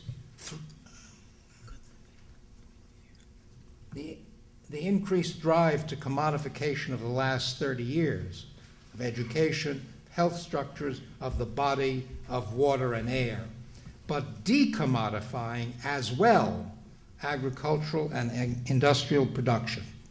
How this is done is not immediately obvious, and what it entails we shall only know by experimenting widely with it. A third is an effort to create local and regional self-sufficiencies, especially in the basic elements of life, such as food and shelter. The globalization we want is not a single, totally integrated division of labor, but an alter globalization of multiple autonomies that interconnect in seeking to create a what I call universal universalism, composed of the multiple universalisms that exist. We must undermine the provincial claims of particular universalisms to impose themselves on the rest of us. A fourth derives immediately from the importance of the autonomies. We must struggle immediately to end the existence of foreign military bases by anyone, anywhere, for any reason. The United States has the widest collection of bases, but it is not the only state to have such bases. And of course, the reduction of bases will also enable us to reduce the amount of the world's resources we spend on military machines, equipment, and personnel, and permit the allocation of these resources for better uses. The fifth tactic that goes along with local autonomies is the aggressive pursuit of ending the fundamental social inequalities of gender, race, ethnicity, religion, sexualities, and there are others. This is now a piety among the world left, but has it become a real priority for us? I don't think so. And of course, we cannot expect a better world system since circa 2050 if, in the interim, any of the three pending super calamities occurs: irrevocable climate change, vast pandemics, and nuclear war. Have I now created for you a naive list of non-realizable tactics by the world left? the proponents of the spirit of Porto Alegre for the next 30 to 50 years? I do not really think so. The one encouraging feature about a systemic crisis is the degree to which it increases the viability of agency, of what we call free will, in a normally functioning historical system. Even in a normally functioning historical system, even great social effort is limited in its effects because of the efficacy of the pressures to return to equilibrium. But when the system is far from equilibrium, every little input has great effect, and the totality of our inputs, made every nanosecond in every nanospace, can, not will, add up to enough to fill the balance, to tilt the balance of the collective choice in the bifurcation. In any case, the constant intellectual discussion of the kind on which I have insisted would help us to rectify the aim should we make misjudgments or become sectarian or otherwise shoot ourselves in the foot. Thank you.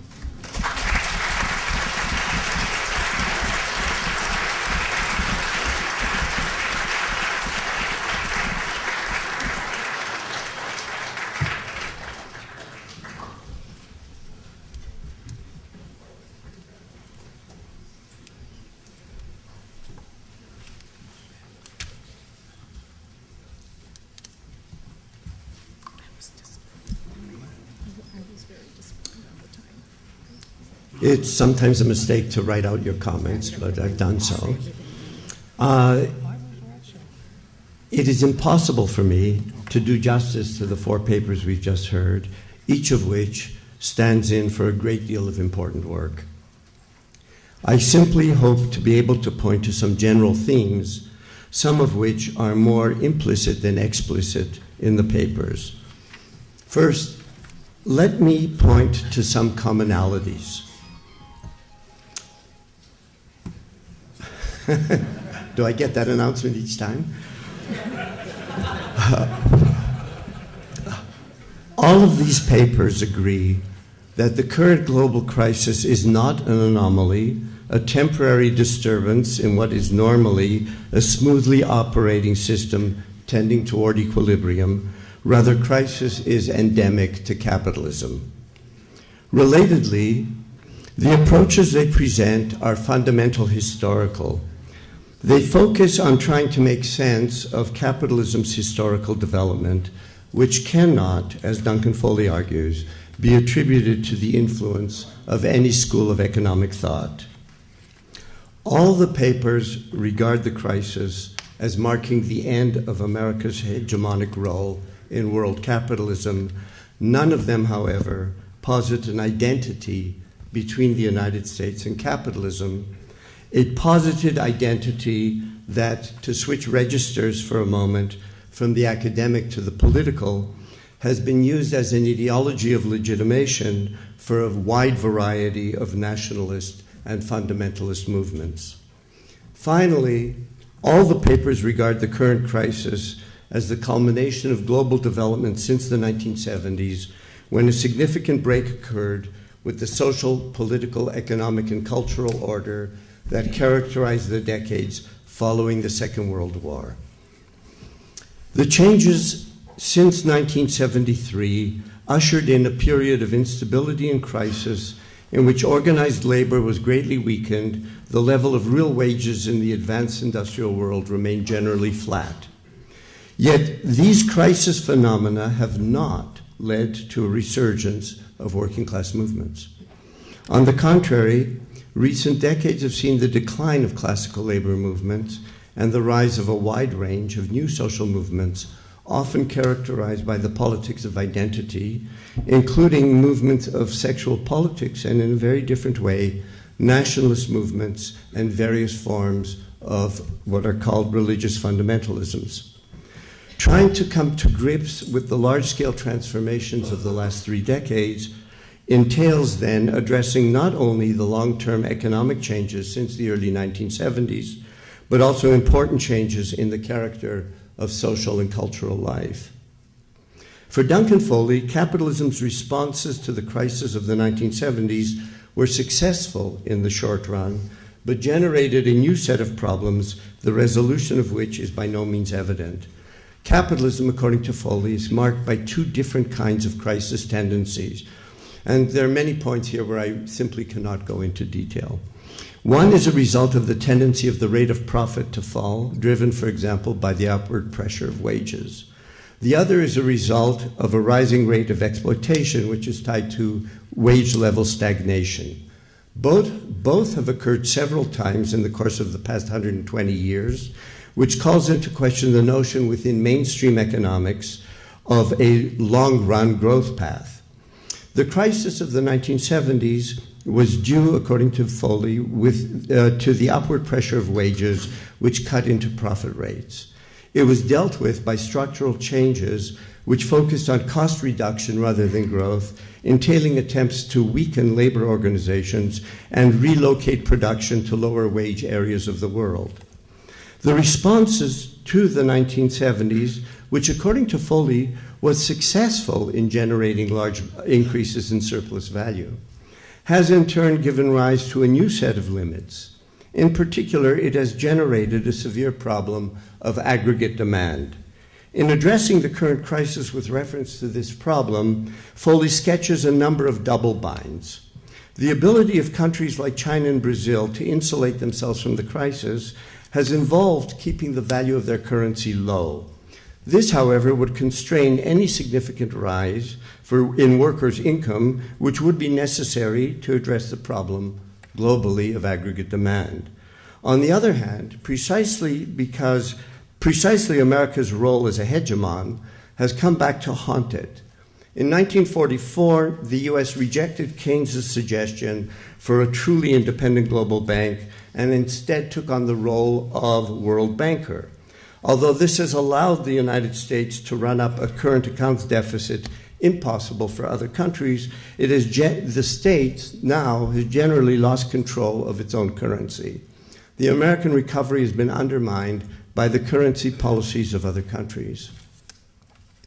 The decline, and this is a minor note, but it's one that occurs in several of the papers. The decline of U.S. hegemony is not simply an economic issue for Foley, but one pertaining to the global political order. He reminds us that one of the important functions of U.S. hegemony after 1945 was to prevent the sort of enormously destructive wars among European countries that marked the first half of the 20th century. As the saying went, NATO's function was not only to keep the Russians out, but to keep the Germans down. In the absence of the creation of the World Bank proposed by Keynes, which Foley admits is extremely unlikely, the problem of insufficient aggregate demand today could help generate potentially dangerous rivalries. The outlook, certainly as expressed in this paper, is rather bleak. The crisis of capitalism and of U.S. hegemony does not reveal a pathway clearly to another future, however necessary such a transformation might be. I do wish to note that as illuminating as Foley's treatment is of the crisis tendencies and double binds of capitalist development, the nature of the contradictions he outlines illuminate the limits of the existing order, but don't seem to point beyond it. I'm not trying to suggest that had he done so, this would have dispelled the bleakness of the picture he sketches.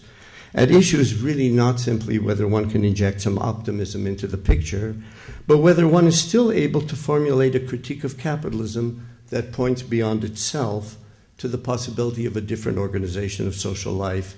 I think this is a general issue that implicitly is raised by all the papers. David Harvey, like Duncan Foley, criticizes dominant economic theory for being unable to deal with the actual development of capitalism in the past 40 years and for only now beginning to consider the issue of systemic risk. Yet, as Harvey notes, the issue of systemic risk is at the heart of the Marxian theory, with its focus on what it regards as the fundamental contradictions of capitalist accumulation.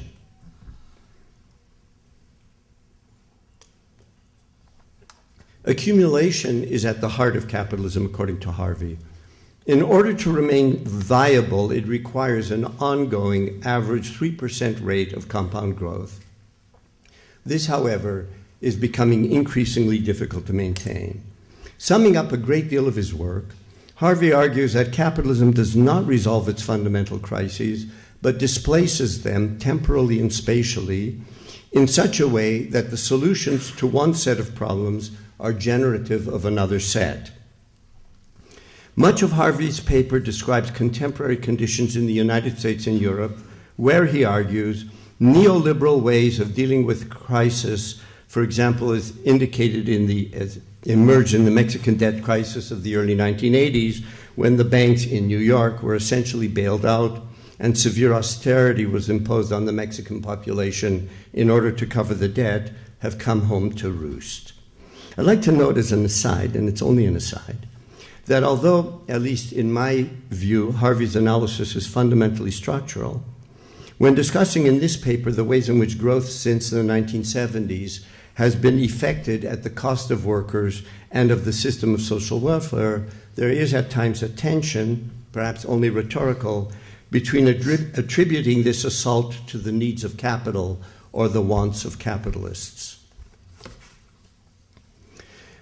A result of the structural shifts that were effected in the 1970s and 1980s, according to Harvey, is a bifurcation of the world today between a situation of deficits and austerity in North America and Europe and Keynesian expansionism in East Asia, which also benefits countries like Australia and to some degree Brazil that have become sources of raw material for China.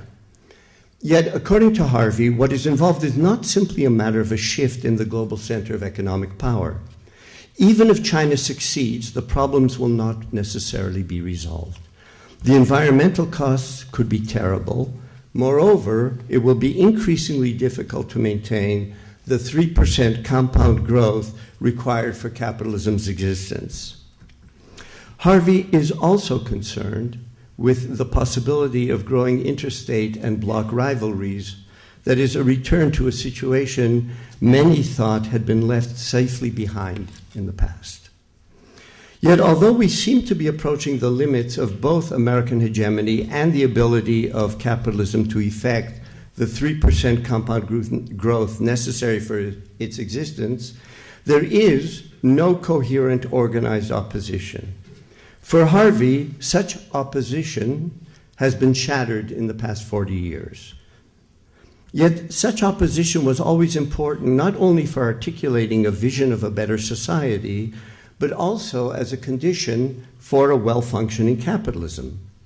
The absence of such opposition is certainly not the cause for the dilemma of capitalism outlined by Harvey, but it does negatively impinge upon political discourse. This is particularly important not only because much opposition today is inchoate, but also because so much of it has taken on a right-wing populist form. Although Immanuel Wallerstein's approach deals primarily with large-scale cycles that have characterized the history of capitalism, his paper also addresses oppositional politics, both in the late 1960s and in the past decade. Capitalist development for Wallerstein consists in a series of 50 to 60-year Kondratiev long cycles of economic expansion and contraction driven by capitalism's underlying goal, the endless accumulation of capital. The shift from production to finance occurs as the expansionist phase of cycles end and the downturn begins. That is, far from being a recent phenomenon, financialization is a recurrent feature of the long cycles. Let me say as an aside that rather than viewing capitalism as a subspecies of systems, I regard its systemic character as a feature that renders it unique and that requires a different kind of analysis than would be used for another form of social life. Wallerstein, as well as Silver's and Arrighi's approach, is characterized by the importance accorded states and organizations. So, for example, he claims that capital accumulation is only possible under quasi-monopoly conditions, and relatedly, that the modern state system has never been one of truly independent sovereign states, Rather, it has been structured by a succession of hegemons that impose their rules and order on the system as a whole. The post-war period, that is since 1945, according to Wallerstein, has been both a long economic cycle and a period of ascending and declining American hegemony. The period 1945 to 1970 was the most expansive Kondratiev period in the history of capitalism, followed by a long downturn. In discussing the end of the expansive phase, Wallerstein also adds a political dimension, what he calls the World Revolution of 1968, which erupted in all the major geographic zones of the world system. As he mentioned in his talk, two common elements were the condemnation of US hegemony as well as of the Soviet Union, and the rejection of dominant centrist liberalism on the one hand, and of the old left, both communist and social democratic, on the other. This led to a sort of political vacuum filled by a reinvigorated world right on the one hand and a fragmented world left on the other. From the perspective of Wallerstein's paper, when Harvey points to the shattering of a coherent opposition in the period following 1970, he is referring to political movements that not only were weakened by state action and by economic restructuring, but which also came under attack during the revolt of the late 1960s. If I can jump ahead of myself for a moment, it seems to me that a historical analysis of the conditions of possibility for the critique of the old left and centrist liberalism, as well as of the failure of the newer oppositional movements to form a new coherent opposition, would be an important dimension of attempts to discuss the political dimension of the current situation.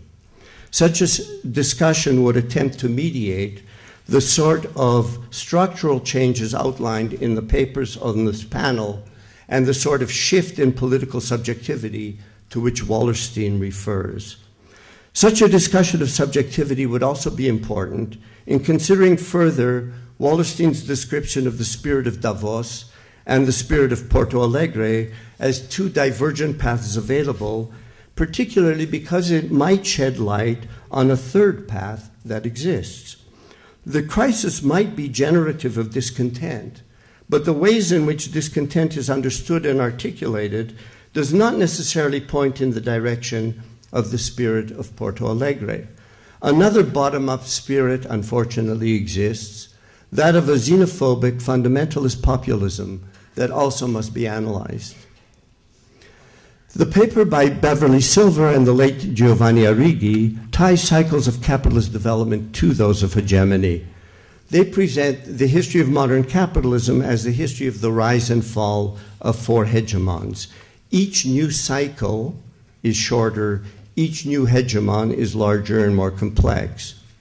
In this account, financialization plays a crucial role in the supersession of one hegemon by another. The upward trajectory of each hegemon is based on the expansion of production and trade. At a point in each cycle, a limit is reached as a result of the overaccumulation of capital. Another state then provides the outlet for this accumulated capital. Within this scheme, growing financialization entails transferring capital from the current hegemon to what becomes a rising new hegemon. Financialization today, then, is related to the decline of the United States and the rise of East Asia. However, according to Silver and Arrighi, this is by no means an unproblematic transition. In the first place, and I find it significant that this worry has also been expressed by Foley and Harvey, whose approaches are very different, they express concern that transitional periods during which a new hegemon has not yet clearly emerged have frequently been periods of widespread warfare and crises, as in the first half of the 20th century. Moreover, it is unclear, according to Silver and Arrighi, whether China will succeed in acquiring the sort of global legitimacy required to become a new hegemon. Finally, a more fundamental problem facing this period of transition is that of ecological sustainability. All previous hegemonic cycles have been based on the externalization of the costs of the reproduction of labor and nature, This sort of material expansion cannot, however, continue. This position parallels Harvey's emphasis on growth and Foley's on aggregate demand. Capital has reached a limit that seems to be qualitatively different from its past self-generated limits. Silver and Arrighi conclude by saying that it is an open question whether what will emerge is another long century of historical capitalism or whether we've reached the end of historical capitalism. Yet it's unclear here what capitalism means. Is it sufficient to characterize it as a process of material expansion under the aegis of a hegemon? This, however, is underspecified in my view, which becomes clearer once one tries to consider a possible post-capitalist future. The main thrust of all of the papers has been to treat capitalism as a contradictory system that constantly generates its own limits. What characterizes the current crisis is that it probably marks the end of American hegemony and possibly the exhaustion of capitalism itself. Yet it is very unclear what, if anything, would constitute a post-capitalist future and what its historical conditions of possibility might be. The notion of contradiction, if one wishes to return to the Marxian corpus, purportedly not only elucidates the crisis-ridden character of capitalism, its limits, but also the historical emergence of a different organization of socialism, of social life, that capitalism constitutes as a historical possibility while structurally hindering its realization. This idea seemed conceptually unproblematic so long as the old left was the dominant form of opposition. The historical possibility generated by capitalism was generally understood to involve the abolition of private ownership and the market and the organization of industrial production now collectively owned by means of centralized rational planning. One aspect of the 1968 critique of the old left outlined by Wallerstein was expressed a sense of the inadequacy of this vision based on a variety of critiques of bureaucratization, of abstract forms of universalism, as well as the industrial form of production itself. This, however, implied that the term capitalism had begun to lose its critical edge. It became easier for many to focus on the more concrete imperialism than the more concrete capitalism. Restoring that critical edge would have required rethinking the meaning of the term, which in turn would have been one condition for rethinking the meaning of post-capitalism. Such rethinking, should it gain widespread acceptance, could contribute to the constitution of a new coherent fundamental opposition. A contributing factor to the problems that have been outlined then has been a kind of conceptual helplessness in the face of the sorts of changes outlined in the papers, as well as the growing anachronism of much proletarian labor.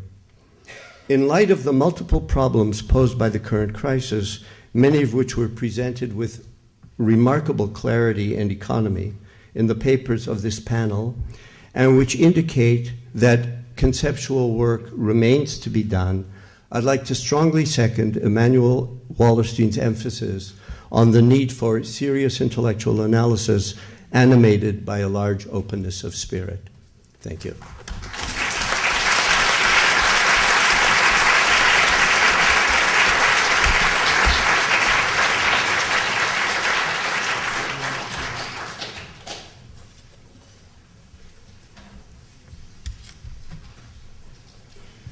We still have about 45 minutes for questions. So those who have questions should proceed to the microphone in the central aisle here.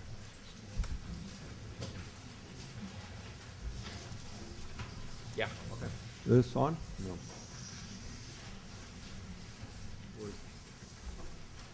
Is it on now? Is it on? No. Okay, who knows how to turn on the microphone? Okay, I can talk. I wanted to address this to Professor Wallerstein. I guess it's on now. Whoa. Yeah. Yes, it's on. And to take up, I guess, off of where on this question of the post-capitalist society, and I know that you had outlined us to a certain degree this horizontal conception of the social order, but you have spoken several times, and I know in a number of your writings, on a post-capitalist, hierarchical, exploitative, et cetera, society, which would nonetheless be not capitalist. And so it's always been unclear to me how you would envision that and what sort of economy you would see that as being part of. Are we supposed to answer these one at a time? Okay. We should probably take a bunch of questions. Well, I think we should probably move forward. The easiest way to answer that is, who knows? Let me suggest to you, however, it's perfectly possible to have a system that's exploitative, hierarchical, and polarizing that doesn't operate through anything that looks like a market system. We've had that in the past. There are other systems before capitalism that were exploitative and polarizing and hierarchical and were not capitalist. Could you move the... Yeah. And that's one of the things that the people on that side of the political divide are no doubt arguing about.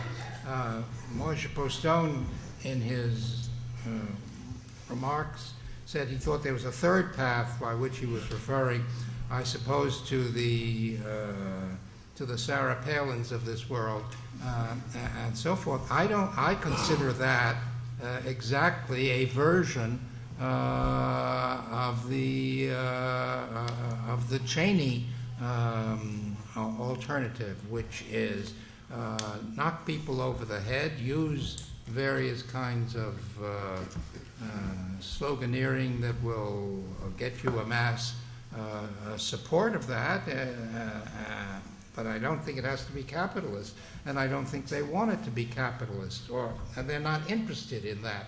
They're interested in retaining their power. But the structural details of how this would operate is impossible to predict. I often say, I get this kind of question all the time, and I say to students who raise this question, I say, suppose you were sitting around in 1500 somewhere in Western Europe, and you were saying, well, feudalism is at an end, and we're moving into a capitalist world. What's it going to look like?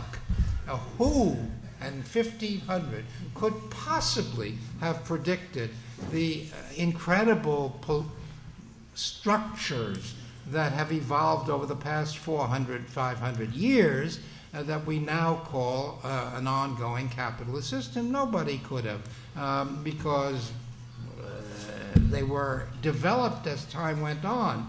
But the instinct that this doesn't work and we've got to find something else that will keep us on top is there. And I think that's what they're looking for. And as I said, there are two ways to do that. And one is to hit people over the head pretty hard, which is the Cheney approach. And the other is to try to co-opt a lot of people. I don't want to indicate whose approach that would be, but there are a lot of people that are trying to create a kind of better world, et cetera, but which won't cut into the hierarchy and the polarization, basically. I don't know if that satisfies you, but that's the best I can do. Yeah. A number of you talked about that this isn't really a global crisis, but more of a crisis in Europe and the United States. But I wanted to look at the other half of that, which is the global recovery of the capitalist class. And as you mentioned, the profit rates going up. That seems to be very global because of the transnational character of the capitalist class and their very deep integration and merger with markets and production and throughout the world.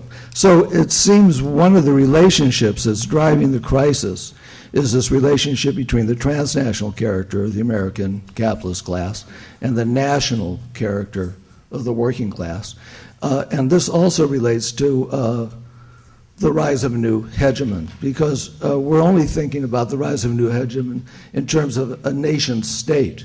And it seems to me that it can be possibly the rise of a transnational capitalist class that expresses their power through global institutions like the IMF and the WTO, and they use those institutions as governance to regulate their competition and express their power. So I was wondering if you could just comment on that comments. For me? I think maybe also capitalist class has always been transnational, a large segment of it.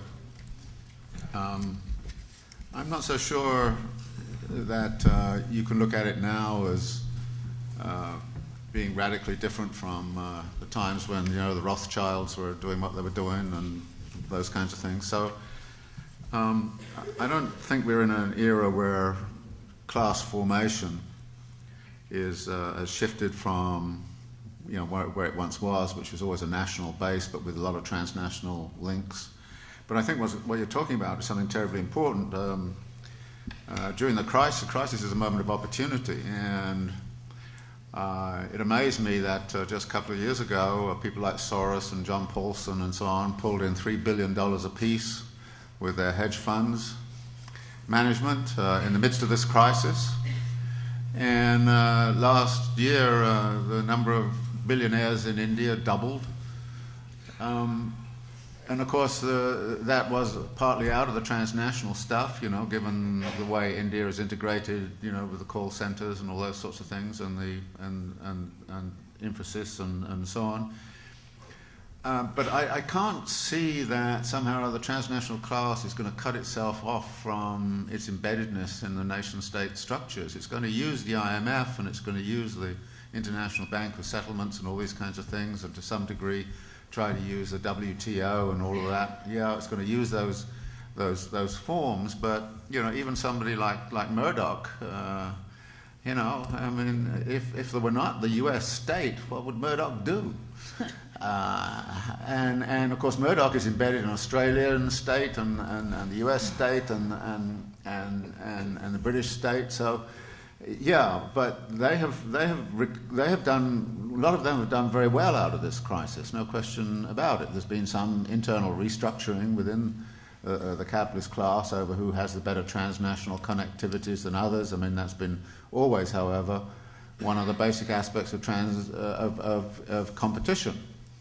If I have a better command over spatiality than you do, then I can generally defeat you in competition. Simple as that. And we see, of course, General Motors makes more cars and more profits in China now than, where do Walmart's profits come from? But that's been going on for rather a long time. But what we do see is the emergence of these factions, which are very important. I mean, I think the kind of the merchant capitalist faction. I mean, you look at IKEA, you look at Walmart, you look at the models of Benetton and all the rest of it, and you start to see power structures. And Moishe mentioned something that I think is very important. I mean, I think there really is a tension between individual capitalists seeking, or factions of capital, seeking to construct the world in such a way that actually they're going to be maximally advantaged without any concern whatsoever for, trying to think of a politics that might bring the capitalist system back into some sort of equilibrium, even if I agree with Immanuel, it's impossible to imagine that really going forth. But in the past, they occasionally came together and did that. But right now, there's a problem of capitalist consciousness about their relationship to capital. And I see them basically feathering their own nests and actually constructing their own arcs, if you like, to hope to float off above the rest of us while we cope with the deluge. And I think that's the way I see it. But the other, just one other kind of comment. I talked about the global land grab. I think this is terribly important, what's going on. But China, of course, is very active in Africa, extremely active right now. And the power of the rentier class is beginning to emerge. I think those who control intellectual property rights, those who control land, those who control resources.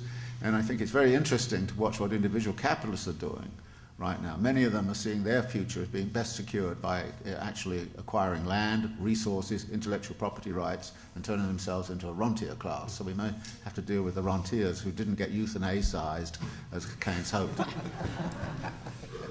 Okay.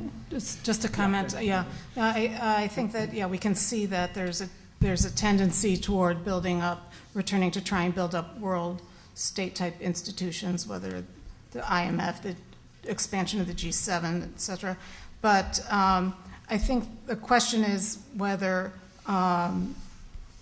these institutions are going to be able to come to terms with a fundamental change in the balance of power between global North and global South, and to the extent that they do, what kind of change that means. So I think one important thing I want to point out is that the systemic cycles of accumulation, Immanuel tends to emphasize the continuity within historical capitalism, but there's also a major discontinuity from hegemony to hegemony in historical capitalism that in many ways makes the present parallel to past transitions. So capitalism without slavery is very different than capitalism with slavery. Capitalism without colonialism is very different than capitalism with colonialism. And now a capitalism that has been dominated for 500 years by the West and the North is very different from what looks like is going to emerge, even if there's a new systemic cycle. On the China, I think on the agency question, because this links up with the labor, I think that, and this follows on the point of the usefulness of analogies still between the past and the present. I think the openness is probably less than, I think that we still have to go down and look at balance of power between groups, between classes, and that the more we go down and look at changing balance of power between groups and classes, the more we can specify the likely paths that are open to the future. I don't think all paths are open to the future. The agency, it may be that there's in some ways more open for agency, but there's also this problem of unintended consequences. So labor, just a final point on the question of labor agents and balance of power. The shift, and I didn't have time to think, the shift toward tendency toward a redistribution, the change in state policy in China, emphasizing or favoring increases in wages, the sympathetic reporting on a lot of the strikes that are going on. This is very much rooted in the strengthening, the actual structural strengthening of labor and labor movements within China, so that as the center of manufacturing has moved to China, everywhere in the U.S. there tends to, if we're rooting for a more equal and just world, that's one important place to look.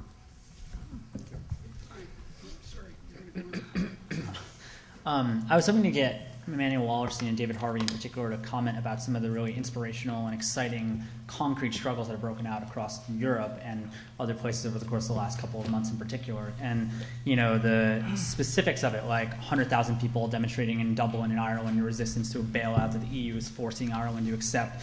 You have general strikes all across the spring in Greece, and looking like there's going to be more fightbacks there. The general strike movement that happened in France, the rise in China that was just spoken of, and also incredibly inspirational, and that I haven't seen much coverage of here in the U.S., is the general strike in Portugal, where some 40 to 50% of workers were actually on the streets in protest of things. And I think what students in particular have been following right now is in Britain, where this is what I would especially like comment on, because in Britain, the fracturing and fragmenting of the left and demoralization was arguably even more profound than we have here in the United States, yet students are fighting back right now, and it doesn't seem like there's any particular organizing center that exists, yet it's casting its net fairly widely, and the prospects here of that sort of a spontaneous outpouring, I think, are higher as a result of these struggles breaking out. So I'm curious what people think about that, and also to comment on the need for organizing it. What do we do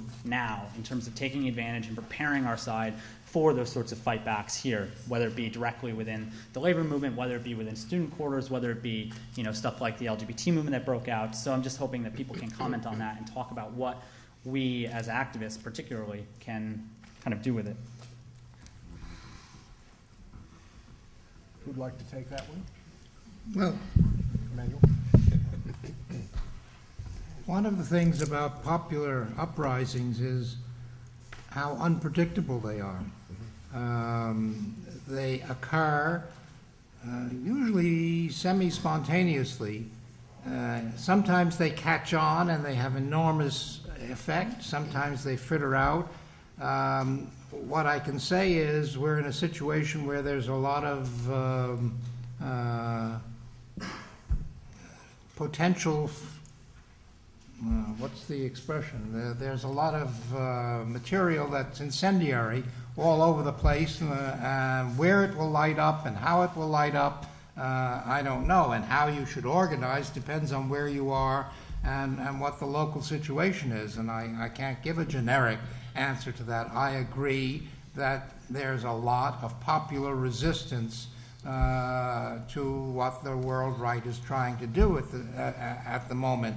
How effective it will be is something we'll have to see. But I mean, it's a plus. And the governments are afraid of it.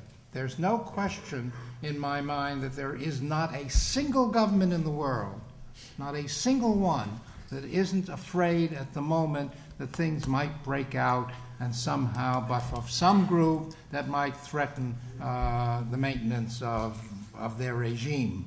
And I really make no exceptions to that, including the United States. Yes. Can I just add to that? I think the austerity, of course, pits the state against the one redoubt of union power, which is the public sector unions, many of whom have responded, of course, in Greece, Portugal, France. And, of course, it also pits anybody who's affected by rising user fees, particularly tuition and universities and services and things like that. So there is protest, but I have to say, I mean, I was in France when a lot was going on there. I was in Britain when the student stuff was going on. It's very hard to see the idea and the vision of an alternative within it. That it's a protest against. It has not shaped a vision of what it's for. And so maybe that's something that will change quickly. And I think, again, Immanuel's right, kind of saying, well, until we have some vision of what it is we're for, then, and this is something that needs to be kind of really discussed and debated on the left. And there are some people who go to these demonstrations, they just want to create a ruckus, and that's it. And I was delighted when they trashed the Conservative Party headquarters. But on the other hand, you also got to say, well, all right, where does it go from here? So there is a moment where the protests are shaping, but one of the things that's not happened, it seems to me, is a coherent kind of vision of, well, what kind of alternative is it that we're going to really strive for? Yes, my name is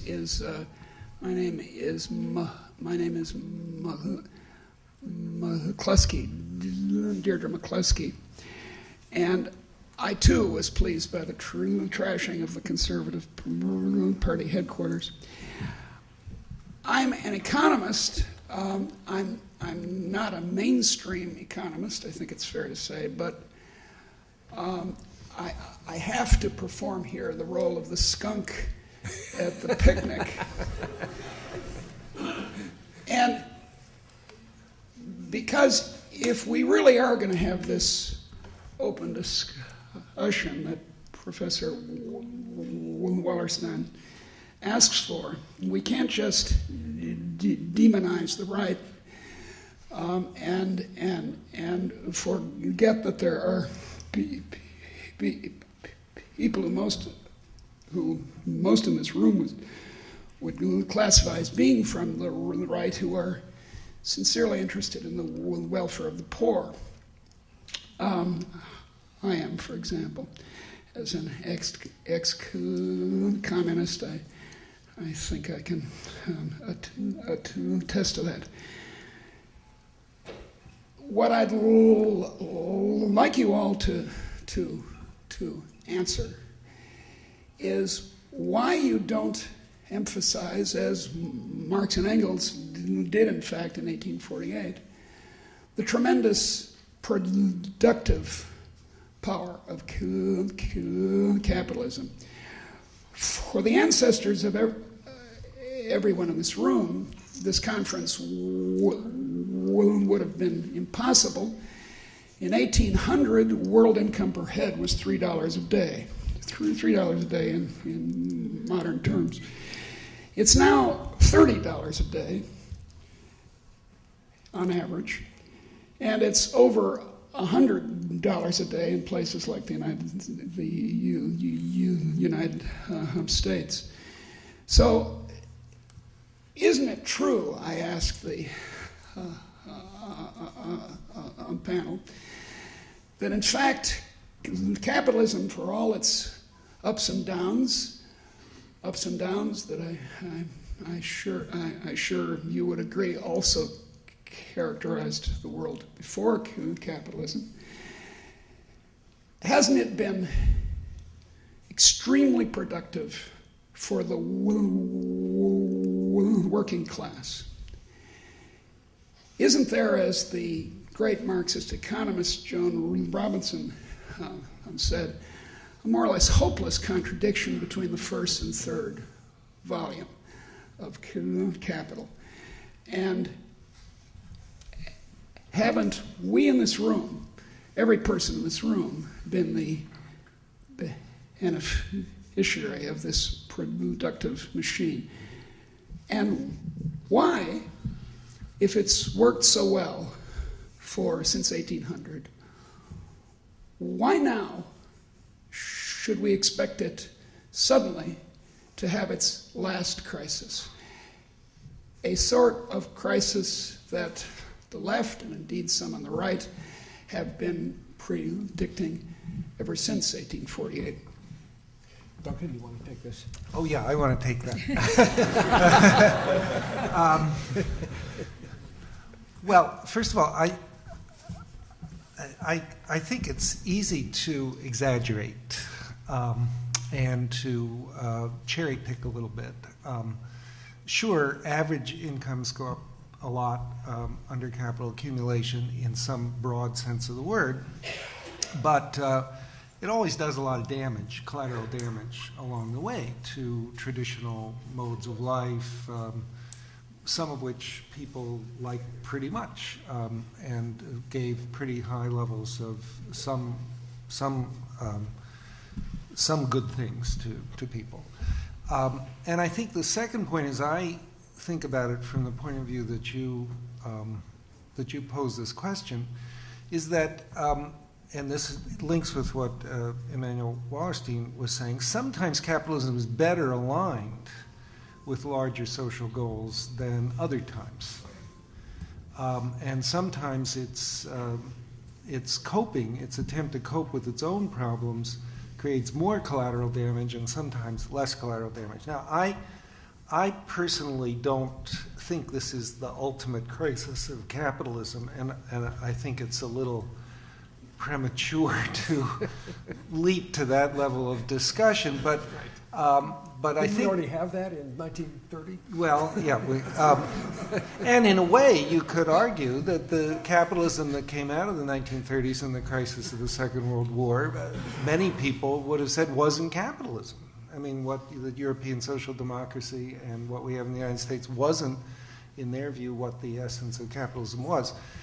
I think capitalism is something that's always evolving. It's always changing, and Immanuel Wallerstein put it very well about these bifurcations and which direction the bifurcations go. Seems to me the useful point of focus for us, rather than whether capitalism in some very broad sense is a good or bad thing. I mean, it just is. I mean, it's part of history. And maybe something else. Yeah, I'd like to take a little issue with, or have a comment on Wallerstein's somewhat offhand dismissal of the old left and his argument that the new social movements have replaced that as the kind of driving force for the left or for transformation in the world. The new social movements are undoubtedly important and are a factor, so I wouldn't quarrel with that, but the fact is that the neoliberalism of the last 40 years, the labor movement has been smashed. The organized working class, not only the trade unions, but their political parties and their organizations have been pretty much smashed worldwide. And this is also the period when the left has retreated almost continuously. These two things have gone together, and I don't see that this is now being reversed. The only maybe exception to this is that in Latin America there has been a revival of the left, but even people like Chavez and others who represent the revival of the left in Latin America say they're social democrats. They talk in terms of traditional socialism in many ways. So that I think that it's really, I'm not really convinced, and I don't think history has shown that we've now in a new period of the left in which the old organized working class is now irrelevant, and somehow it's the social movements of the oppressed which are the driving force. I didn't say in any way that the labor movement or the old social democratic parties, there are no communist parties anymore, really. I mean, the communist parties or social democratic parties are irrelevant. I never said that.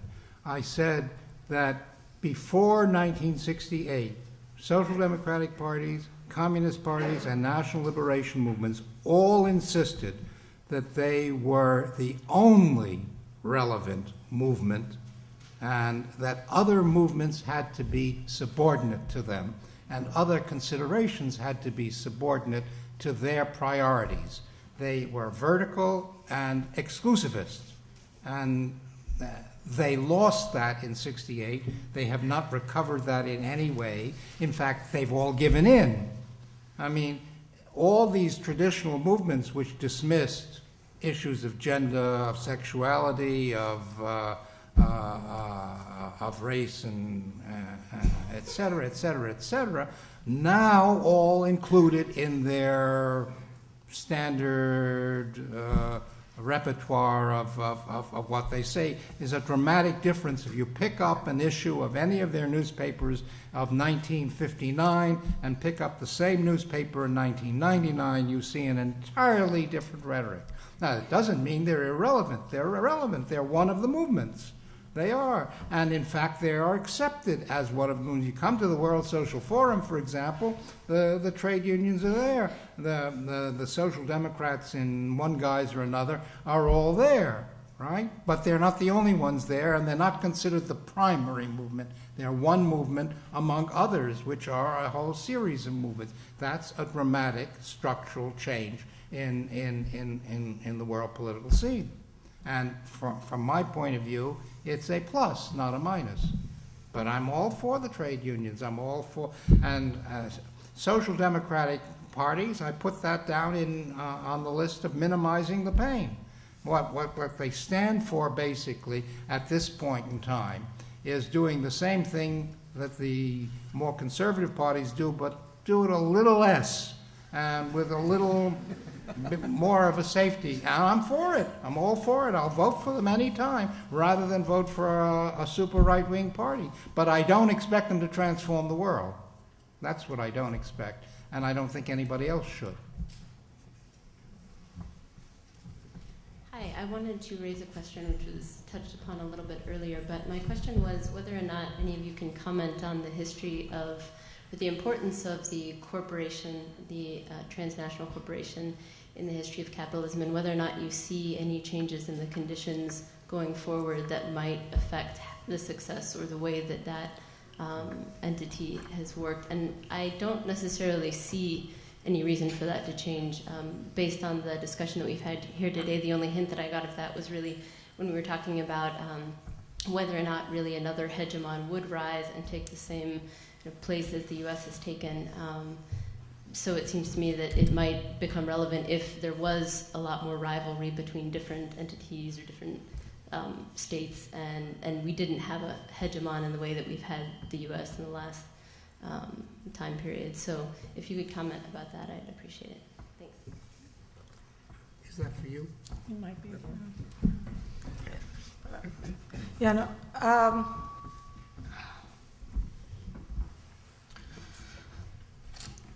So I think that the question in part is asking whether multinational corporations, the relationship between multinational corporations and the state, and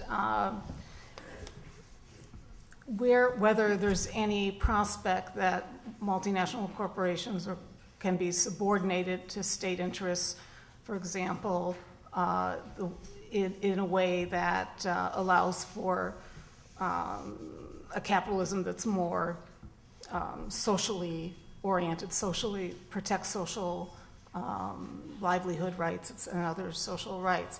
And here again, one place we're going to have to watch is going to be what happens in China, because it's still not entirely a done deal, the result there. So the multinational corporations have gone in there initially as joint ventures. The Chinese state has more or less, certainly in the first 10, 20 years after the reforms, been able in many ways to subordinate the multinational corporations to power interests and social interests of China.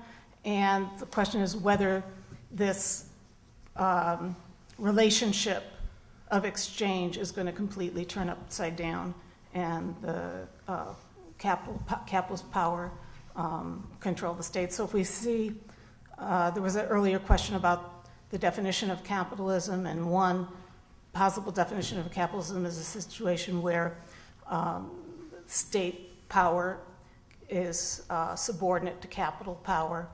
And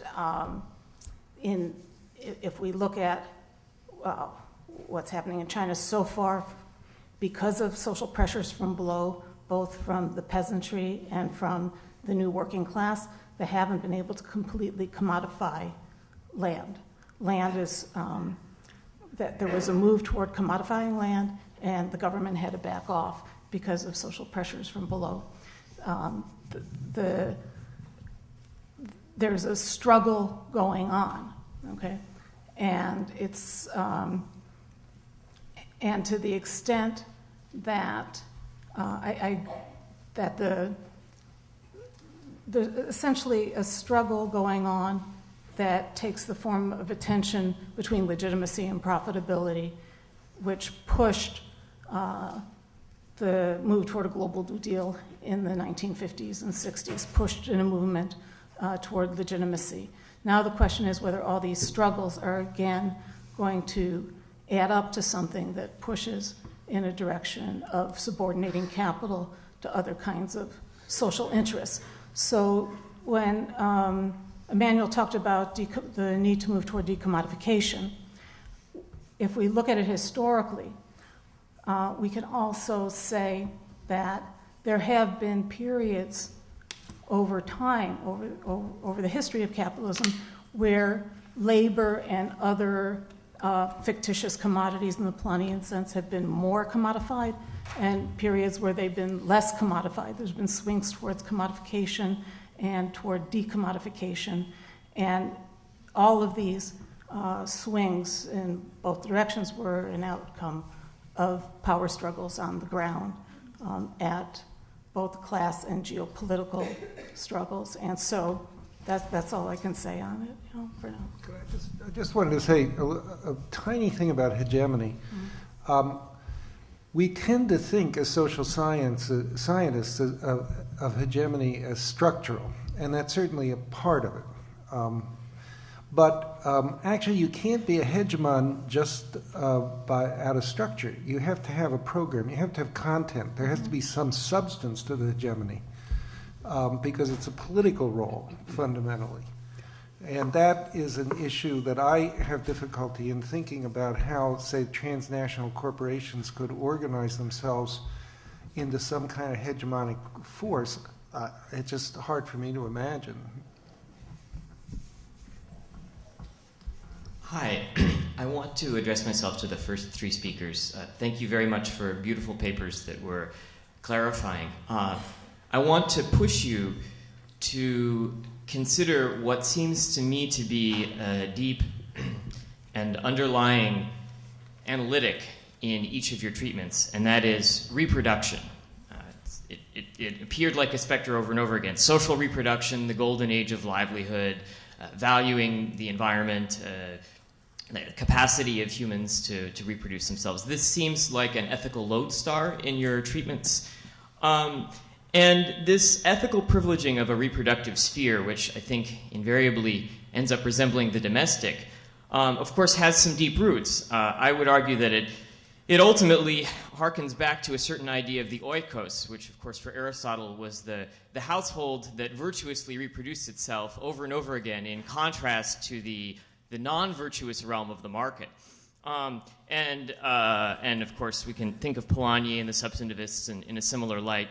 But in each case, it seems to me that there's a thread of hope for the creation of a zone outside of capitalism. That is, the zone of reproduction is supposed to be, in some sense, at least potentially, an area where capitalism doesn't exist or can be resisted. And I would like to ask you to consider what seem to me to be two problems with this formulation.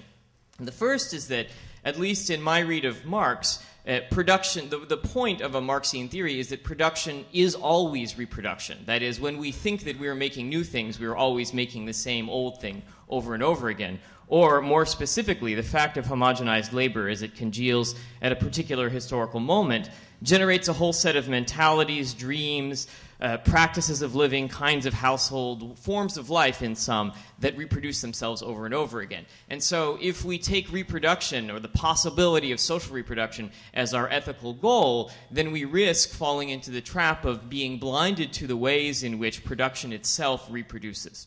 The second problem is a more concrete one, and that is that the oikos always has intellectually operated in order to hide and obfuscate a set of hierarchies. Let's not forget that the reason that Aristotle liked the oikos so much was precisely that it allowed him to cover over the bondage of the vast majority of the population. And so I want to push you to think about whether, or to tell me whether this analytic reproduction is really the right one to use and whether it can offer us ethical guidance. It seems to me that what we need instead is an analysis of subjectivity, indeed possibly a rejection of life itself as an ultimate goal, and instead, in place of life as ethical goal, a practice of ethics or even a discipline of ethical practice that goes beyond simply valuing the domestic, simply valuing the sphere of life. In sum, I argue that a vision of equality is not the same thing as a vision of reproduction, and we have to choose. If we value equality, we may not be able to take reproduction as our goal. Okay, who would like to take that one on? Duncan? Talk a little bit about it. It's partly Freudian, I think. We have these very powerful and complicated feelings about our parents and about growing up and all that kind of thing. So, that's going to infect the way that the rhetoric and the way that we talk about it. I guess I'm not willing to give up on life as a good thing yet. Maybe more crisis may eventually push me to that. More Wallersteinian chaos may eventually create that mindset.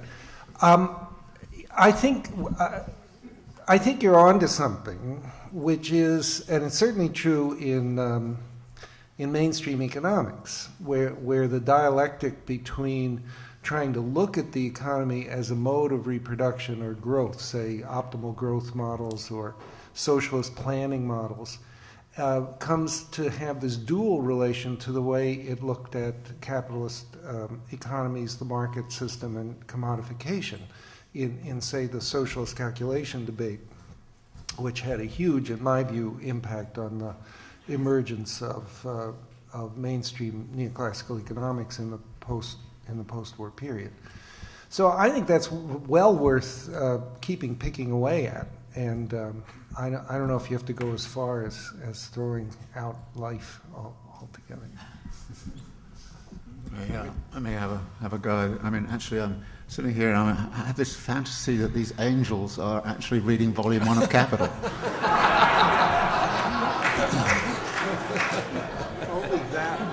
That one is. He's reading Volume 3. Oh my God! What a load of dissent there must be in heaven with that. You know. I think the question you posed is very, very important. For me, it's not an ethical question.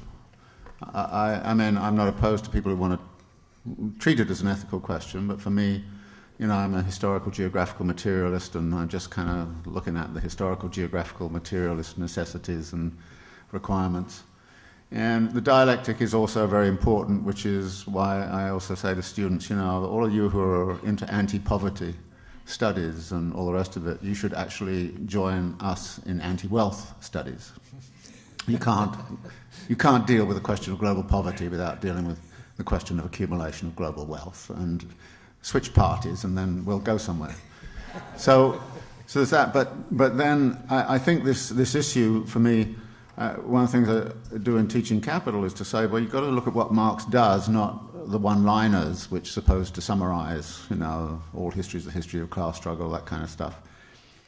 And what I drew out in Enigma was this idea that you have to embed the discussion of daily life and reproduction in daily life. You have to embed it dialectically with other elements. And I used this footnote in Marx to sort of talk about, well, what's the relationship between that and the production sphere? What's the relationship between that and the social relations, the dominant social relations which are organized, and how are those three interrelated? How are those three interrelated with technological change? How are they interrelated with the relation to nature and institutional arrangements and mental conceptions of the world? So I use this sort of, if you like, a kind of interrelations between those, and then ask the question, how was capitalism constituted in 1970 across all of those dimensions? How was daily life related to, say, the relation to nature? And what you see in the history of capitalism is perpetual dynamics of transformation across all of these. And if you look closely at how Marx describes the transition from feudalism to capitalism, it required a movement across all of those elements. And so one of the things I try to do is to suggest that a political movement against capitalism has to move across all of those moments. If you choose one of them, like daily life as being the center, and that's the only thing you're interested in, then you go badly wrong. You end up with a kind of Paul Hawken kind of politics. If you decide the labor process is the only one, you go badly wrong, and because you'll end up with the autonomista kind of, that's all that matters kind of.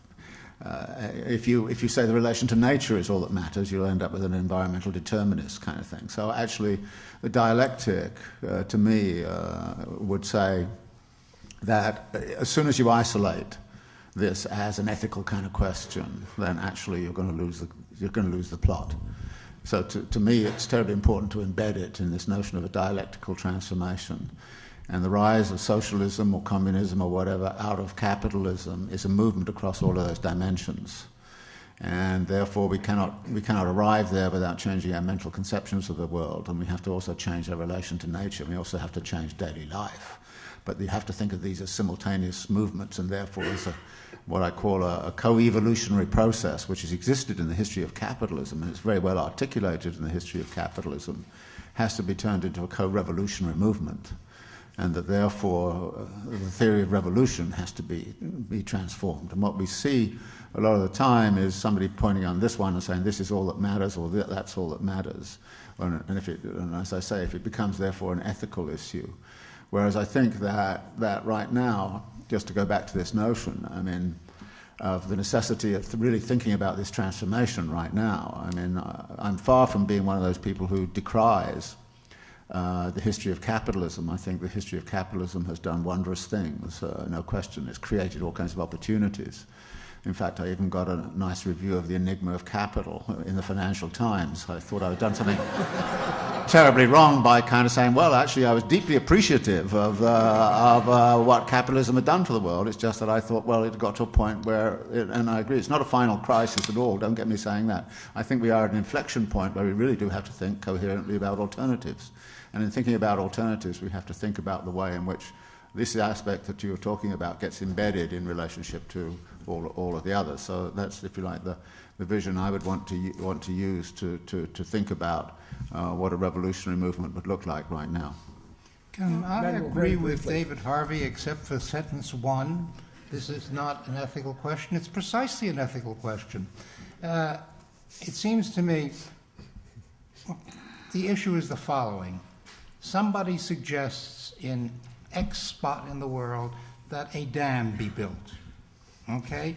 And the plus of the dam is A, B, C, and D. And you have to say, okay, let's discuss the plus of the dam and the minus of the dam. And you have to take into account the pluses and minuses that are very complex. And I'm not against dams per se. Sometimes dams are a good thing, sometimes dams are a bad thing. But only when you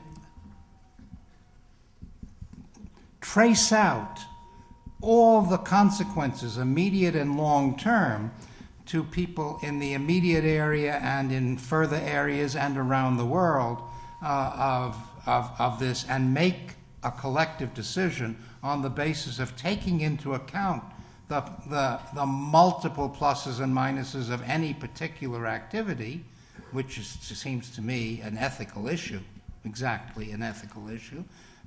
Can you make a substantively rational decision about that? And exactly what happens in our present system is that the people who decide to build the dam are only looking at what they outline as the pluses, and usually what they outline as the pluses are indeed correct, but they leave out all the collateral minuses, and they don't come to any kind of we don't come collectively to any kind of balanced decision about whether it's a long-term or a short-term or a medium-term overall plus or minus to build a particular dam.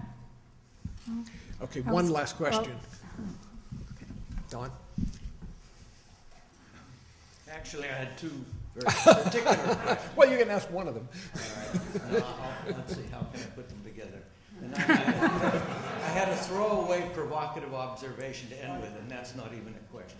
The question for Professor Harvey, please, could you say a little bit more about the land grab in Africa? Who are the main players, what's behind it, and what are the consequences for indigenous African development? I'd also like Professor Wallerstein to comment on that as an ex-Africanist, and also to have him say a couple words on the very inspirational notions of centers of local and regional self-sufficiency and decommodification. And then the provocative throwaway observation, which you can talk about later, is I noticed that the concept of human rights and the human rights movement did not figure in any of the discourse today, and I just wondered, not enough time, or that's an obsolete bourgeois shibboleth, or what?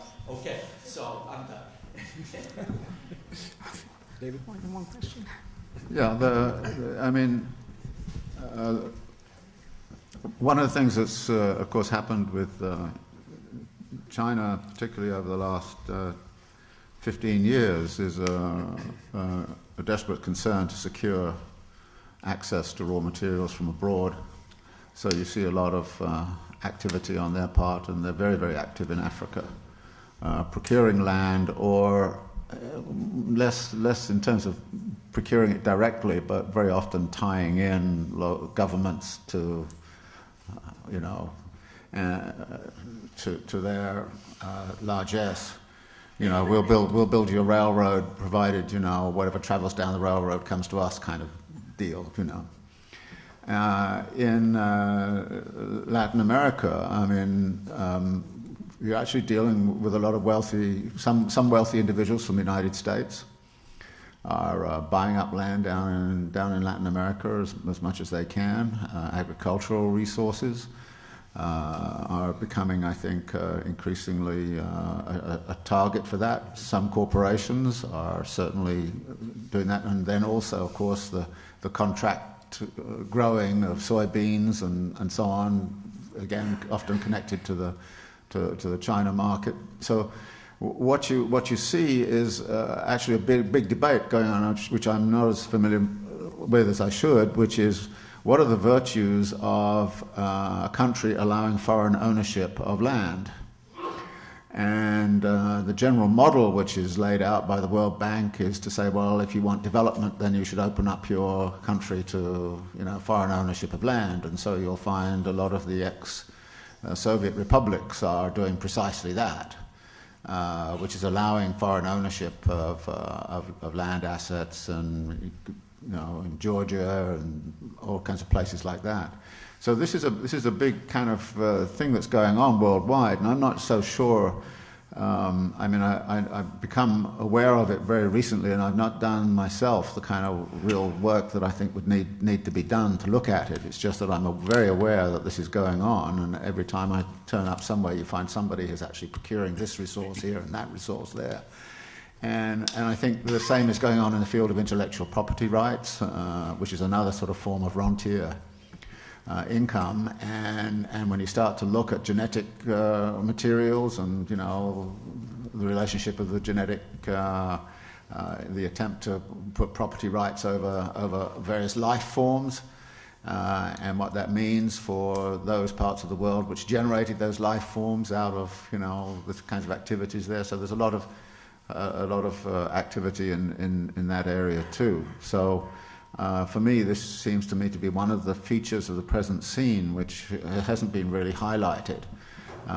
And it seemed to me important to try to highlight it here so that other people might take a much harder look at it than I've had time to do. I think you've conflated two issues. One is buying up land, and the other is who buys up the land. Buying up land is something that's been going on for at least 500 years. It's part of what capitalism is about. It's the commodification of land. As there have been there's been more and more capital, and there have been more and more people, we've been trying to buy up more and more land. So more and more land is being commodified, and we're sort of in the last phase of such land as has not been commodified up to now is in the process of being commodified almost everywhere in the world. So that's being protested and objected to by a lot of the people whose land is being bought up, who think that land shouldn't be bought up and shouldn't be commodified. Okay? The second question is the arbitrary national line. So if there's a country called Zambia, should only Zambian nationals be allowed to buy up land, or can Chinese nationals, British nationals, and any other nationals buy up the land? And that's the issue of protectionism and so forth and so on. And from the point of view of the person in Zambia whose land is being bought up, it's not necessarily worse to have the Chinese buy it up than to have some Zambian national buy it up. That's one of the debates that's going on right now in Zimbabwe. I mean, and in South Africa about who cares? I don't want the land bought up by anybody. And that's what the people in the so-called indigenous populations in the Americas are talking about and fighting against. And they're fighting against with the so-called left movements. So in Ecuador, there's an immense battle going on between the left government and the indigenous movements of various kinds, precisely about buying up land or developing their land, or et cetera, et cetera, et cetera. So, I mean, yeah, one of the problems is, and of course the expansion of the world's population means that you need more food, and you need more energy, and you need more everything. And so we're trying to commodify all of these things. And, can we and at a certain point, if the population continues to expand, we don't have enough water and we don't have enough, et cetera, even with technical improvements and so forth. So that's part of the contradictions of the capitalist system at this point, with all its pluses have brought us to this series of real structural dilemmas of, is there enough water in the world to have everyone drink, and if not, who doesn't drink, etc. I'm afraid we don't have time for any more questions. I want to thank all of the panelists, all the people who asked questions, and the audience for what I think has been an extraordinarily productive session.